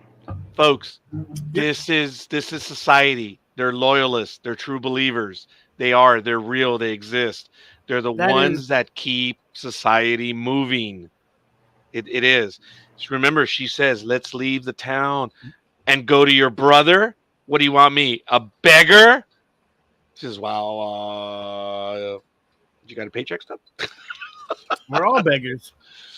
Yeah, in many ways, yes. So that was And good. Go ahead. that's Ricky. also, that could also be a loyalist, but also talking on today's social atmosphere in some cases. If you want to, I'm not going to say what, but it also speaks on today's social issues too. Yeah, it does. No doubt about that.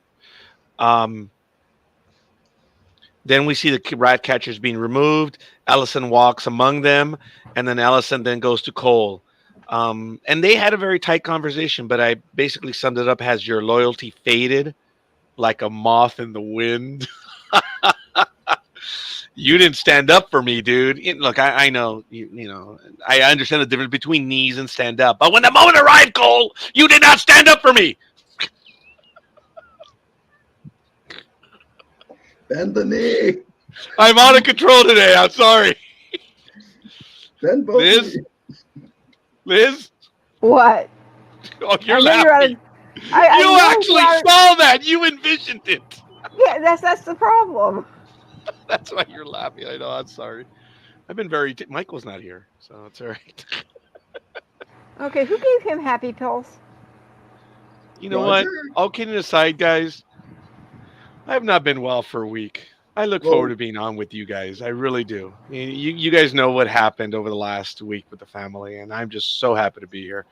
And you Sometimes guys under are a lot of stress, fun. You have a little bit. Oh, for the love of God!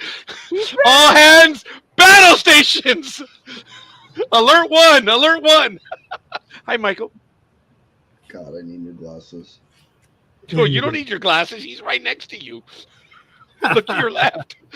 Look to your No, left. but I can't read the screen. My hobby glasses. Come on, Michael. That was funny. You have no idea how accurate that was. That is funny. Oh, Michael, I'm glad you were able to make it back. All kidding Did aside. you Well, guys I talking got about him? Done that I feel confident. So Yeah, and all kidding aside, Yay. he did. He did go off to handle some stuff. I know I'm being a bit of a jerk by doing the hyperbole, but once again, folks, you guys have been seeing what's been happening on this network and all the guests and all of the stuff. And I'm not going to make the on. Well, but sorry. you can go ahead and make it about Wednesday now because it has been posted. It has been posted. It has Okay, been so you posted. see, I was about to say Michael did the work, so I will acquiesce or I will defer to Michael and he'll be able to go ahead and make the announcement. He didn't ask me, so screw it. Go ahead, Michael. I told you to do it. Say what? I told you to do it. I told you to go ahead and make the announcement now. Wait, Did you what? hear what I said? Where is Then it posted? I guess Greg is going to do the announcement. No bullshit. I'm doing it. All right, ladies and gentlemen, all kidding aside, let's go to it right now. We do have breaking news, folks. That we'll talk about a little bit later, but there it is, folks. As you know, the Ark is going to debut on Wednesday at 10 p.m. local time, and Christy Burke, the captain from the Ark, is joining us for a special appearance to celebrate the season 2 premiere of the Ark. We're not going to be talking about season 2, no predictions, but it's going to happen at 6 p.m. Pacific time this Wednesday before the season 2 premiere. Wow. Absolutely awesome, Michael. That's what we've been chatting about. Yes, the captain, Christy Burke. I liked her sister better. I like the captain's sister better. You like Denise better? Yeah. No. Yeah. Oh, Well, wait a maybe minute. I'm Denise- sorry. Denise- Okay, I think they're getting. Denise- Hold on. Where it's Christy Burke, not the one that died in episode 1. Not her. Not Dean Devlin's wife. No. Denise. Okay, Yeah, I thought yes. Christy Yeah. Burke Twin. played both. Okay, yeah, you're right. Thank you, rockers. Friends. I appreciate that. Yes, I'm being Folks. goofy because it's late. understood. For me. Fair enough. And that's what Michael's been working on. So you see the announcement. It's going to be on the NDB Media website shortly. But all kidding aside, folks, Michael's been on this. There's not more other than the opportunity presented itself, and it's going to happen. So we're really looking forward to it. The issue with us right now is how many people have cable and how many people have streaming. So there's going to be an issue, and we're going to see if we're going to resolve it. But we're going to be reviewing the Ark on Sunday. So at 6 p.m. Pacific time, that's going to be our Sunday episode. But most of the reviewers are going to be a week behind. So we're going to see what we're going to do. And we have a plan, but I'm not a Cylon, so we're good. Oh, come on, Greg. Are you That was for sure? you. Are you sure? Greg, that was for you. That was my Battlestar Galactica. Oh, I already got one in earlier. Okay. And you can't have trying to two. behave, Roger. You already got me riled up once. All right, and I apologize. Okay, so Ellison walks among them. Ellison Nicole says, hey, has your loyalty faded? And he just really just blows her off. He's, I'm doing my duty. Now, shortly thereafter, we see that I saw armor melted. Oh no, this is Cole telling her, look, I didn't see what happened. All I saw was armor melting, men walking on fire. We have given the war to the dragons. Okay? That's what's going on. It's crazy. So, a dragon rider should lead us, Allison. Nothing personal, but Mino thinks you have a dragon under your charge.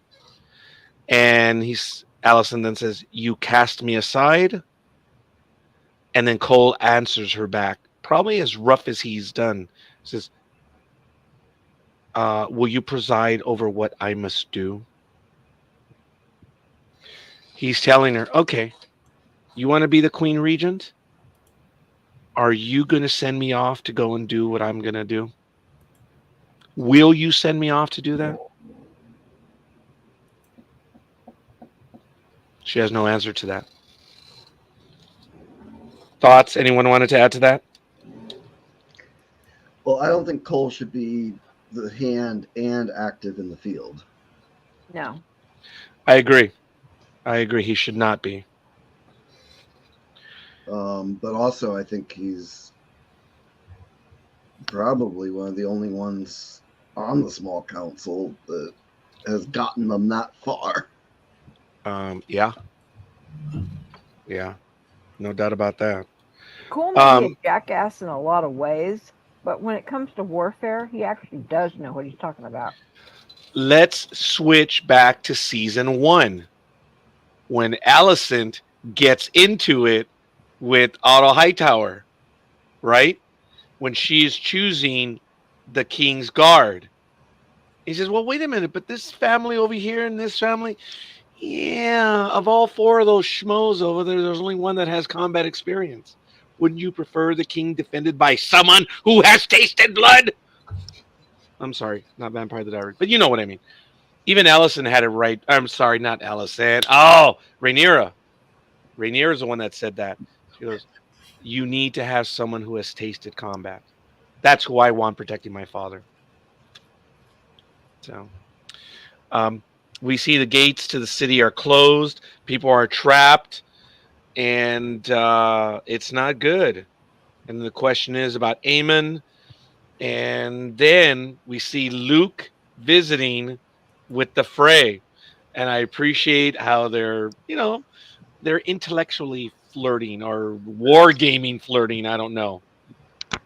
Rocker says, I don't think Alicent would be an effective leader during wartime, but I wonder if she was in power, would the war begin to fade out? Rockers, that's a damn good question, because I want to know from the host what they think, because remember at the end of 2 episodes ago, she said, that's it. It's done. We're way past that. I wonder, Rockers, I appreciate that. That's a darn good question. AJ says, Alicent actually got the last word in when she said, I didn't give you leave to use my name. Oh, that's right, AJ. Yes. Thank you. Okay. In Spanish, that's Toma! Yeah, that one was good. You're right, AJ. Folks, as you know, I'm writing the notes hastily as I'm moving on. I try to capture everything there, and I don't get it all, but I appreciate when everyone else gets that commentary in.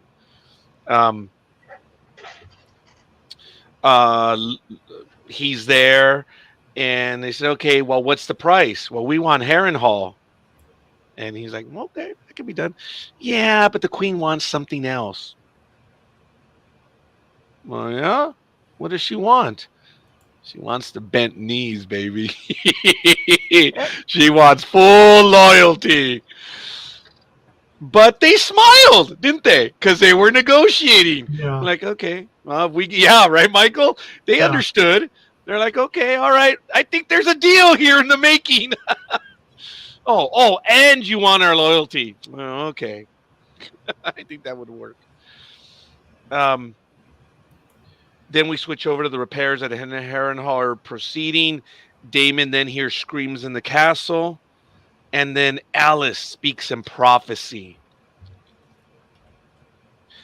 And it was there where Damon talks about usurping the king upon taking King's Landing. And then we get word a little bit later that, oh, the Bracken have pledged. And he's like, I guess negotiations did work, didn't they? Damon is actually full of himself right there. He's really happy. Any thoughts?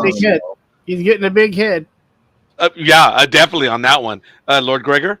I said it ends up turning on him, though. Really quick. How they got their knees bent seemed to not sit well with everyone. Yes.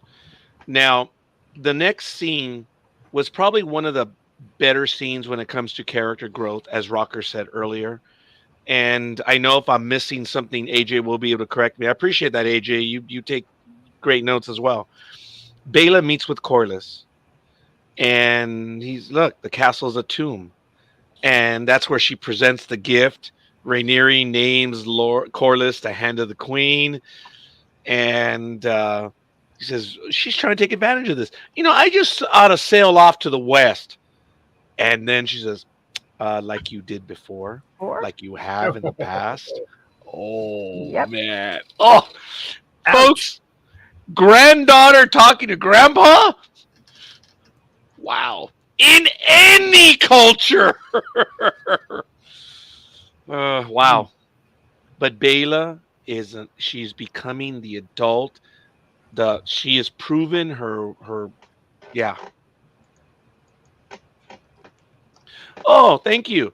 Folks, AJ, while Michael had stepped away, I had invited you to join us, but I would like to know that Michael just sent me a message. Yes, I'm putting him on blast.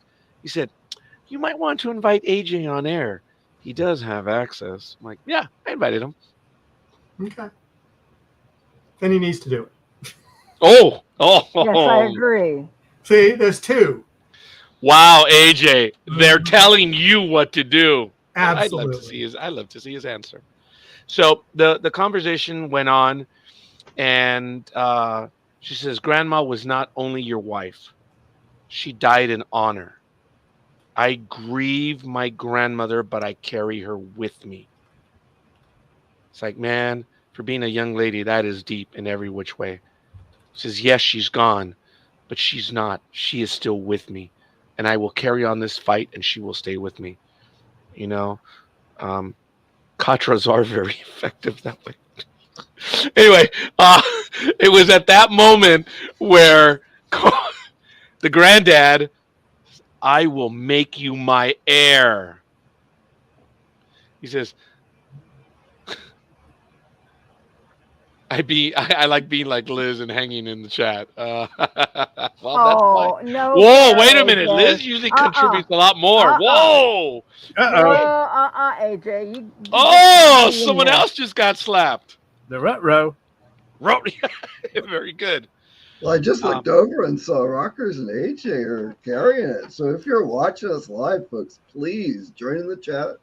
Looks like we're only seeing YouTube. So if we can get some representation in here and let us know where you're calling, watching us from, and folks, we are your comments on the episodes. Hell yeah, guys! We said if you guys want to join us live, and as we said, you don't have to, show who you are. If you want to just go ahead and join us and comment. If you're shy or just not feeling it, but you want to join us, we'll send you the link, man. Come on, we're serious. We've always done this. Seriously, we look at Liz. Seriously, she's one of the first ones that did that. On Trekking Across the Universe, Jag, among others. Yeah. Hope. Yeah. There was someone else that joined us when we were doing the Star Trek and Star Wars items. Oh my goodness, I forget the young man's name.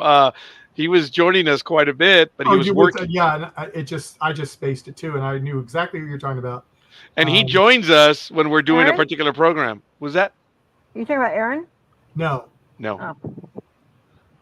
no. I think it starts with a B. His online I'll- name. I'll look. Oh. Yeah, don't give his real name because No, I he's won't never give given his real name. No, he'll Yeah. kill me. But they've joined us, and it's really cool. There have been others that have joined us, folks, and we appreciate it. So it's all good. But all right. Well, I dragged Trey in to help us with Bellstar. Yes, Trey's joined us as well. Yes, folks, it's just us, man. It's we're all together in on this. We'd love to hear your conversations immediately and directly. Oh, by the way, for the little one that's in the background, Liz, what are your thoughts on the Corleys and Bela conversation? Yeah, let me go to the last thing where he says, "I will make you my heir," and to Driftmark, and she says, "Driftmark, now I am blood and fire. Driftmark needs salt water and sea or sand." Is that what he said? Is that what she said? Salt water and sand? I'm trying to I think. don't remember. I was like so enthralled. I wasn't jotting things down at that point. That's all right, but I thought that was powerful. That's what you and I were talking about, right, Michael? Yeah. Driftmark must pass to sail and sea, salt and sea. Salt and sea. Okay, thank you. Took And me a she second says, to write "I that am down. I am blood and fire. Driftmark needs salt and sea." That was really cool. But Grandpa got it together. He says, "You are my heir." So, what are your thoughts, Liz? The conversation between them, I think it was for the first time, maybe he was actually seeing Bela not just as a younger girl, his granddaughter, but he was actually seeing her as a contemporary for the first time. And actually, I wouldn't say having a battle of words, but can understand her point of view with it, especially when she said, "No, I can't because I'm of blood and fire, and it's got to pass on to salt and sea. I'm not that," even though she technically still is kind of half of it because of her mother, but she's always embraced the Targaryen side more of blood and fire. So I kind of like that. Did you gentlemen want to add some thoughts to that? Okay, we'll move on. Right away, we have the scene where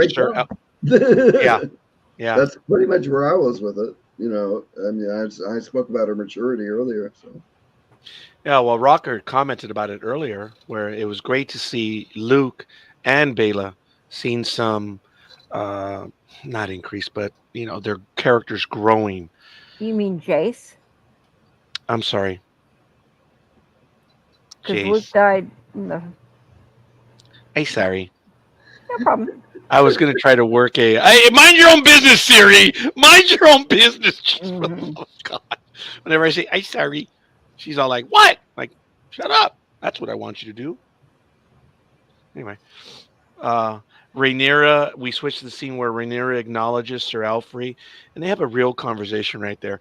And folks, this was well done. Whoever did this has experience in real world supervisor employee relationships. Guys, did it feel real to you? Because she brings them in, she's having a conversation, and she says, "Well, I've kind of gotten on my last nerve." Yeah, homie, you certainly have. It was great, the conversation that they had. It was real.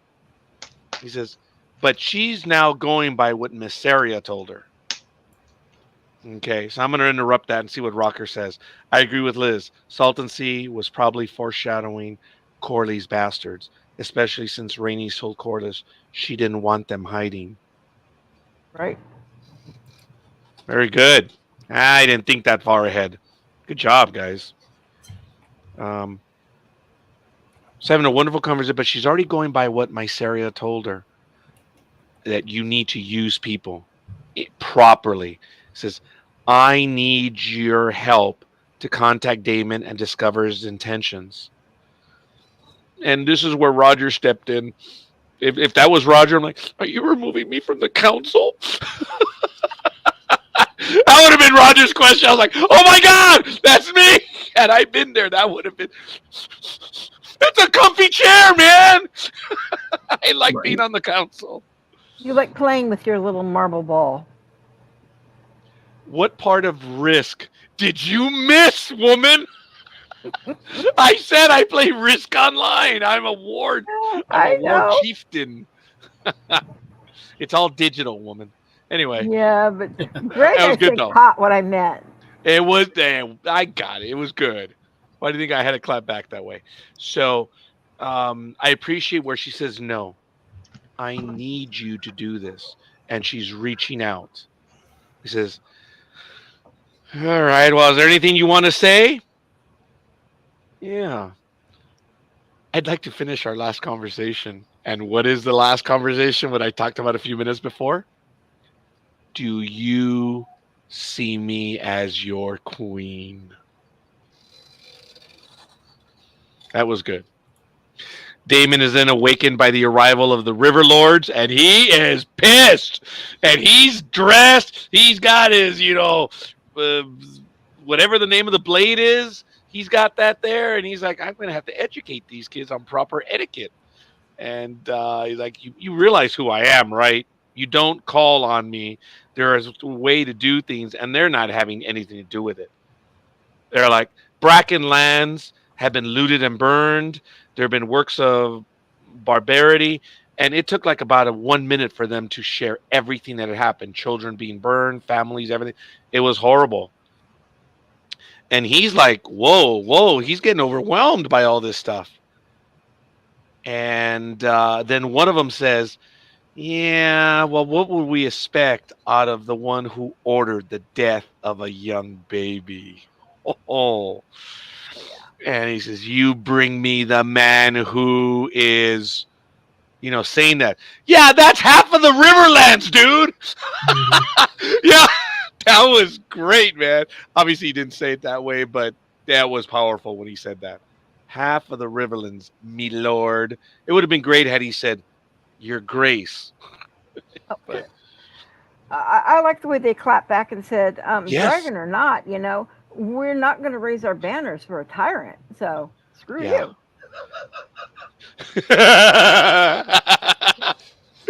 Yeah. Good or bad? Yes. I think we do. That's cool, Rockers. I like that. That is a neutral political statement. Those are good, man. Those are the ones that we can all like. Yeah, there is some truth there.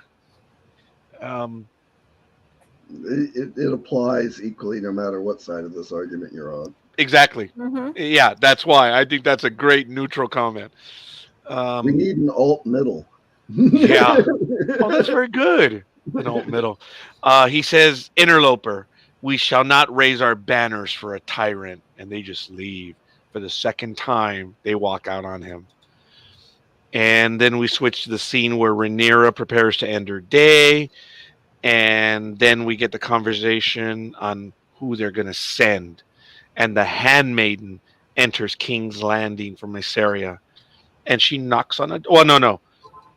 Yeah, she enters King's Landing. And one of the guards actually says, hey, isn't she out of here? Did she lose everything? Oh, no. I'm on business for her. And that guard knows. So I think he's been in the pleasure house, right? Or the whorehouse. He's been in there. Probably. Yeah, so he's like, okay, here, let's go in the back way. That gate over there. Anyway, and then she's able to get in. And then we see the scene of Elfrey rides for Harrenhal.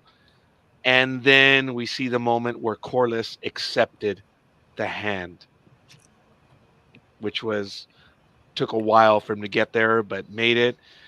And then Aemon is drooling over the chair just like I drool over the Enterprise. It's there. I want it, and I want it now. And he's just enthralled. And that's where Helena comes over and says, was it worth the price? How does Aemon answer?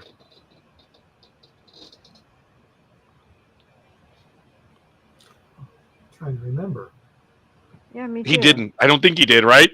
Okay. Maybe that's why I couldn't don't remember. He gave her that like That look. weird smile he has. He did, huh? Yeah.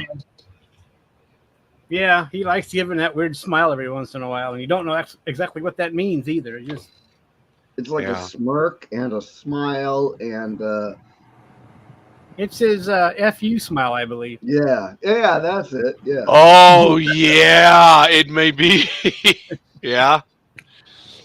So the next scene we have Aegon is suffering, and Les is the one that you were talking about, where Yeah. Allison is right there. Oh, Helena, who you think you're fooling, boy? So Helena's line is "Who you think you're fooling, boy," and Allison's line, oh darn it, I can't find. What you doing with that dagger, boy? Really good, rockers. I like it. That's good stuff. This is where Allison was there, and in my notes as I was writing it, Aegon suffers still, and Allison remains with him. And then she got up and left. And my notes were Aegon suffers still, and Allison remains with him. Then leaves. But did you hear what She did. Aegon muttered when she I'm left? sorry? Did you hear what Aegon muttered when she left? I wasn't reading the subtitles. Oh, well, you could actually hear it even without the subtitles. Yeah. Woman, what part of legally deaf do you not get? I'll Sorry. slap you up the head and make you permanently deaf. He whispered, "Mommy."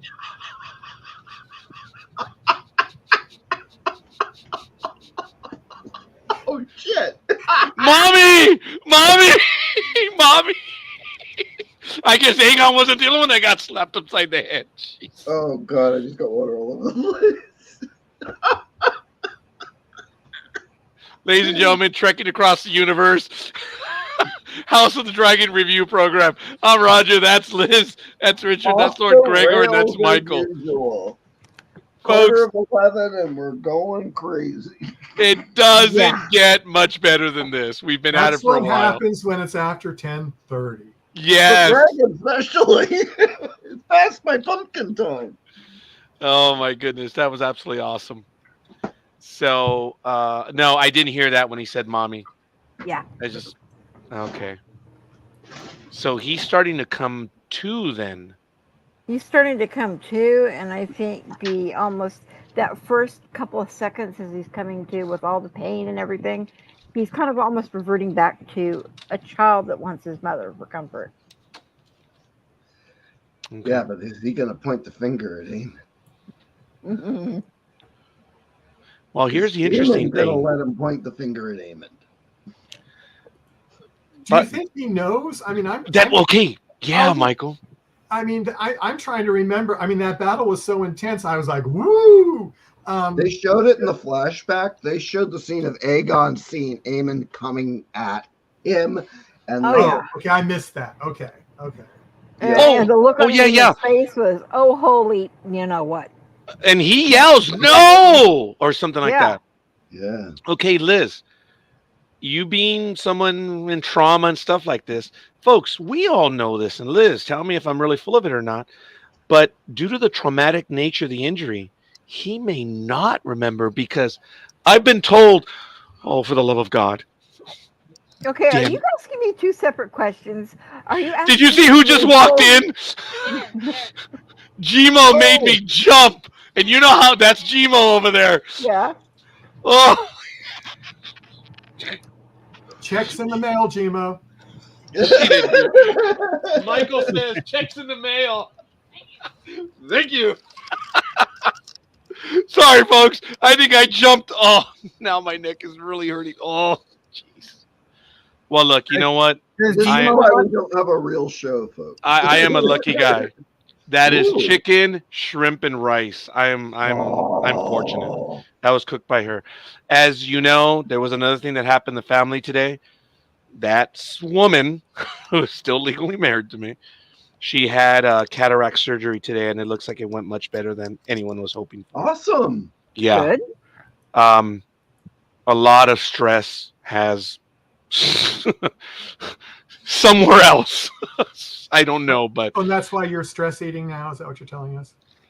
you know what? My daughter cooked because there's less stress Well, I right was now. going to say, I wouldn't have expected Margarita to have cooked right after eye surgery. Yeah, and she's not able to right now. She's had some difficulty, but yeah, Michael was right. He was very kind, in sharing a lot with me about the procedures. And long story short, folks, it was just as he said. He says, dude, you put 6 hours aside. It's not going to be 6 hours. And it wasn't. It wasn't. It took us longer to get ready in the morning to be there on time, and we were. And I had never seen much emotion from a doctor that I did today. Her doctor, when we were in the room where she was about to be sent home, he came over and he had his hand like this. He wanted to come over and give me a massive handshake. I had never seen a doctor that, meaning even to him, dude, this was good. Awesome. I was stunned, and that just absolutely blew me away. So I guess I'm sharing a little bit. So I apologize, folks. I'm sorry, but I think there hasn't been good news in the family for some time. And even though we are estranged and all that stuff, I'm happy for her. I am. So maybe that's why I'm a little nervier than most, Lord Gregor Well, and Richard. I don't know if I finished saying it, but like stress break, when stress stops or has built up to the point where you can't deal with it well anymore, that's when you just start accepting the ridiculousness of the universe. Yes, sir. I was starting to get there, man. I really was. So that's why I had to be there last Monday. That's why I had to be there today, because I love being with all of you. And you guys take time to spend time with us and with me, man. And I've been an emotional wreck for the last few weeks, and I thank everyone for sticking around. Well, I work remote, and now I socialize remote. Rocker says, I wonder what Allison had been saying to Aegon, if anything. I didn't see anything. Rocker's very good. I spell it Agon. I'd been misspelling Aegon. Thank you. Any thoughts on all that stuff? Liz, what do you think? Guys, do you think what Allison was saying? I didn't hear any. I didn't see anything. I didn't see anything either, but going back, you started to ask right before Gmo interrupted you. You started to ask me a question. Scared Dush. Yeah, but you remember what the question was? No. Okay, he wanted to know. He wanted to know if he would remember the event or have it blocked from his brain because it was too intense, which I've had happen when I fell off a ladder and broke both my wrists. Okay. I didn't remember anything about the fall or anything after that. That's what I think that was the question he wanted to ask you. Okay, it was, but it was a two-part question because he was saying, is he full of blank? And then the question. The answer to your first question is yes, you are full of blank. And yes, you can have retrograde amnesia that does affect your memories on certain things. So yeah, sometimes your brain will shut that down so you don't remember it. Oh yeah, definitely. To or protect just you. it can go on like that for years or forever, or just something will just give you a nudge to something, a smell, a certain sight, a word, a sound, and it will start bringing stuff back. And then you have PTSD. So yeah. Yeah. So it is amazing how our brain works, where it to help us recover, it will block things out. Mm-hmm. And then in the same way, when you had a traumatic incident, you can have nightmares about it. Yep. But I've been told by people the nightmares is the actual body almost screaming out and trying to, kick it out. Yep. It's crazy how the human body works. I read a really good article about how dreaming, here we go on tangents, how dreaming is your brain's way of compartmentalizing information. Mm-hmm. So possibly nightmares about traumatic events are your brain's way of trying to make sense of it and put it, deal with it, have you cope with it. Your brain's way of saying, could something have happened differently or something like that. I appreciate that, Richard, and thank you. Thanks for covering up on that. So who knows? Maybe he remembers, maybe not. If he does, I wouldn't want to remember that. Will he say anything immediately, or will he hold it back? He is wounded. He is injured. And then remember, folks, we had the scene where Kristen Cole told him, "Don't." Last episode, Rockers, AJ, Richard, Liz, Michael, Lord, was Eamon going to eliminate him? Yes. Yes, but I do believe that they will peg it on Reyna, the woman that died last week. Rainies? Rhaenys? Rhaenys, the queen who never was. Hmm. Yeah. Yeah. We're bummed, dude. The We're queen bummed. never was. I like Oh, that. yes. Okay. All right. Appreciate that. Okay. See, That's AJ, good. I knew you're always right with me. No comment. Well, we pay attention. She was talking about Sometimes. AJ. No, she wasn't talking. He was talking about AJ right now. And that's fine. Go ahead. Go ahead. Whatever. We get to the I last share the scene. love. And you do. All kidding aside, you do. The last scene, Rhaenyra receives Prince Jaehaerys, Jace, and she's mood of the twins. I didn't know that they were twins. I thought they were husband and wife. I didn't know they were twins.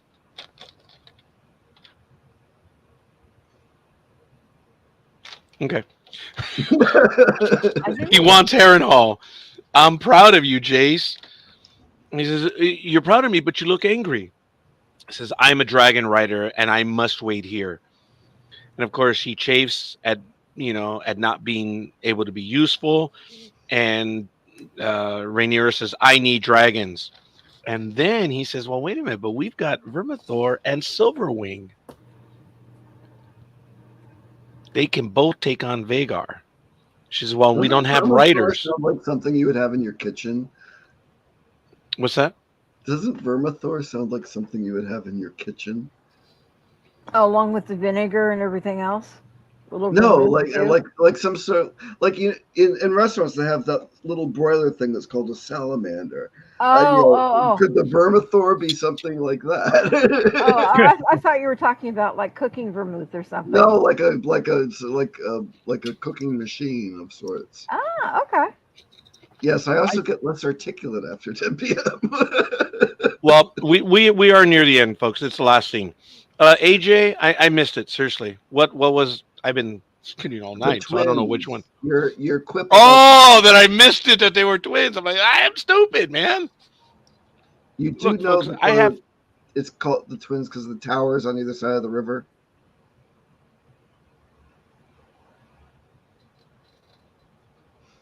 I need a hit. Where's the vodka? Obviously, I missed it. I missed Thor's twin. Hunt for Red October, baby. Sorry. The twins are the castles. Very good. The twins are the castles. All right. Very good. I thought maybe it was the two towers, but okay. That's I what missed it. Very happens good. when he eats chicken this late. And Your dad- shrimp. Your Yeah. dad Eats joke anything failed this late at night, Michael. miserably. What was that, Liz? I said that's what happens when he eats anything this late at night. Oh, that's true. That's true. But Oh, I was trying my- to be specific. My watch just said bedtime reminder. Jeez.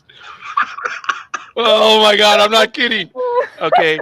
And then she says, but there are no riders. Well, how about Reyna? And then she says she would not risk it again. And then they're talking about a dragon will only accept a dragon lord. And they're in the room and they look over and they see the old type catalog of the all family lineages. And they said, hey, people have married in and out. Mhm. At first she says, yeah, but that's thin blood. She says, no, not completely thin. There are some names in there. And says, we have records. And then she says, but it'd be a mad sort. I'm like, well, it's House Targaryen. So that was the episode, folks. We went over it. What were your thoughts overall, maybe on that scene or not? That portends that they may have some dragon riders. Yes. Yes. Yes, I think And, that and, you're right. and now will they be a competition, or are they going to do it under the radar so the other side doesn't know what they're doing? Because Ah, I'm sure they know that they've got several dragons, but they don't have riders. That would be So- my guess. They're not worrying, but I mean, I would keep it quiet personally. But Well, Oh, also so it's would I. going to open them up to bring in more family names that we know from the first show. Yeah, they, because That- did they have been dropping family names left and right throughout this season. did I they think make it'll- jokes of it, Lord Gregor, in this one about a Tully or whatever? See, Well, we you know know- the Tullys.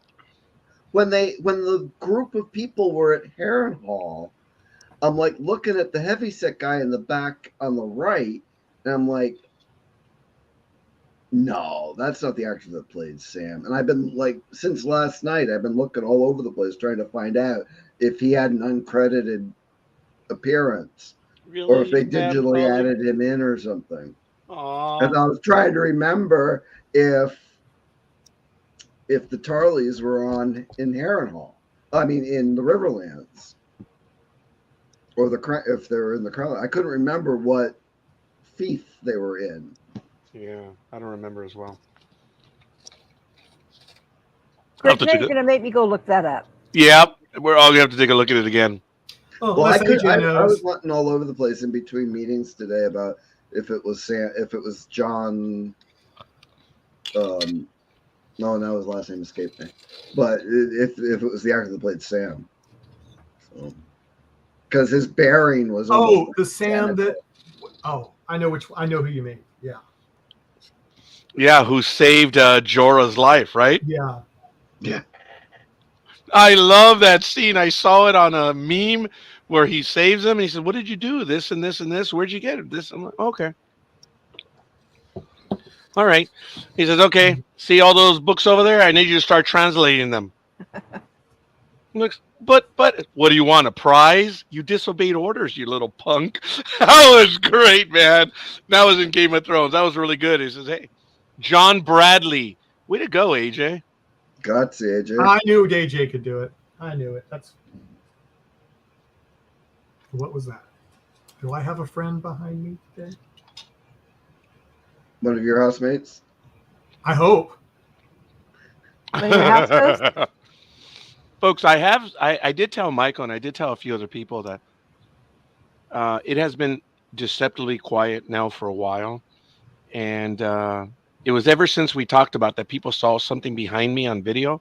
There has been no activity whatsoever ever since. The cats like to screw with me just because they do. Because that's what cats do. But there's been no activity whatsoever here. And I like it. But you saw me. Did I really jump when Gmo walked in? Yeah. Tell me I'm not on edge, man, because the things have happened in here. And well, with poor thing, she was bringing me dinner. Wow. All right. Nice looking dinner too.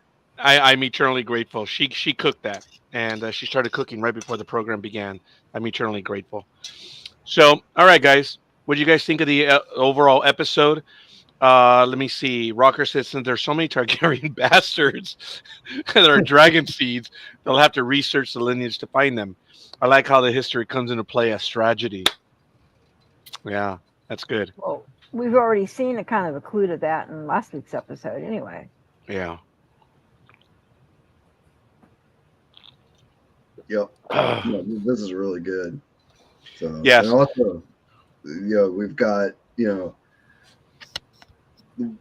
I like the art of it. Like one of that pan when they like panned up and it was just like scrolls on top of scrolls on top Yes. of scrolls. Oh yeah. Yeah. And you got a feeling of how high they went up in that like office area at Dragonstone.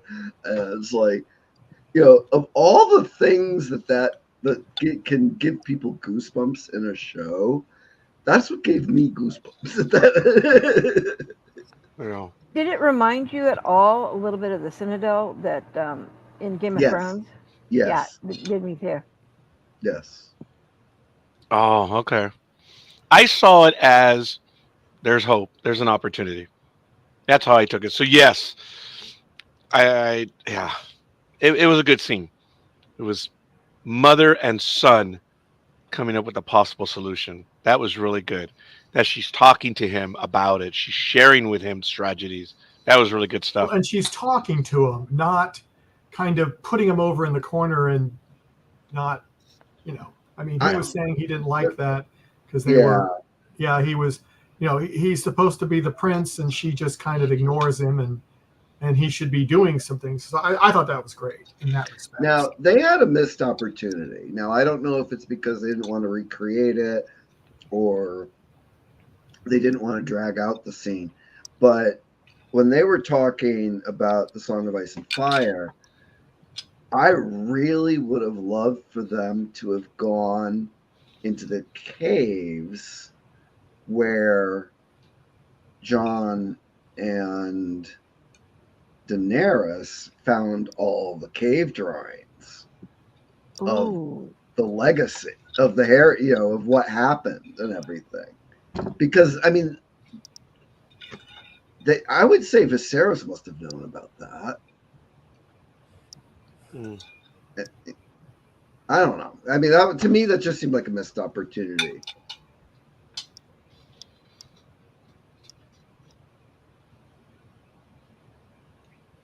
All right. Yeah. Well, Any other thoughts, folks, as we finish this episode up? I have to tell you that we talked about it early on. There may not have been a lot of physical action. There was a lot of intellectual action. The plot did move forward. It did have my attention. There was a moment where I said that, yeah. Now it's one of my cats. One of the cats just showed up right now. I think the first episode in the whole series that was not an action episode that actually held my attention the whole series. I sat here and watched that for an hour straight. I didn't go up and go to the bathroom. I didn't go up and get snacks. I didn't, Oh yeah.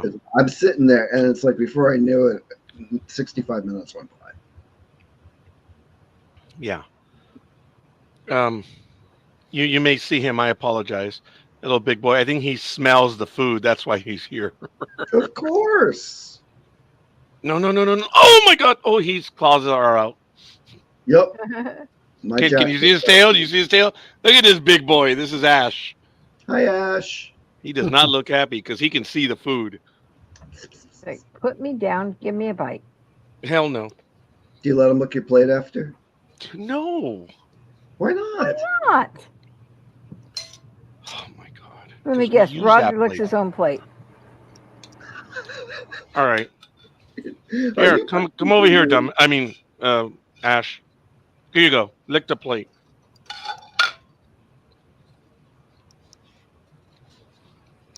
And you didn't leave him a shrimpy. They don't need that. Oh, babies do. oh. I that like is that, good. Rockers. I like that. that is good. I love it. Well, he's over there on the West Coast like the Lannisters.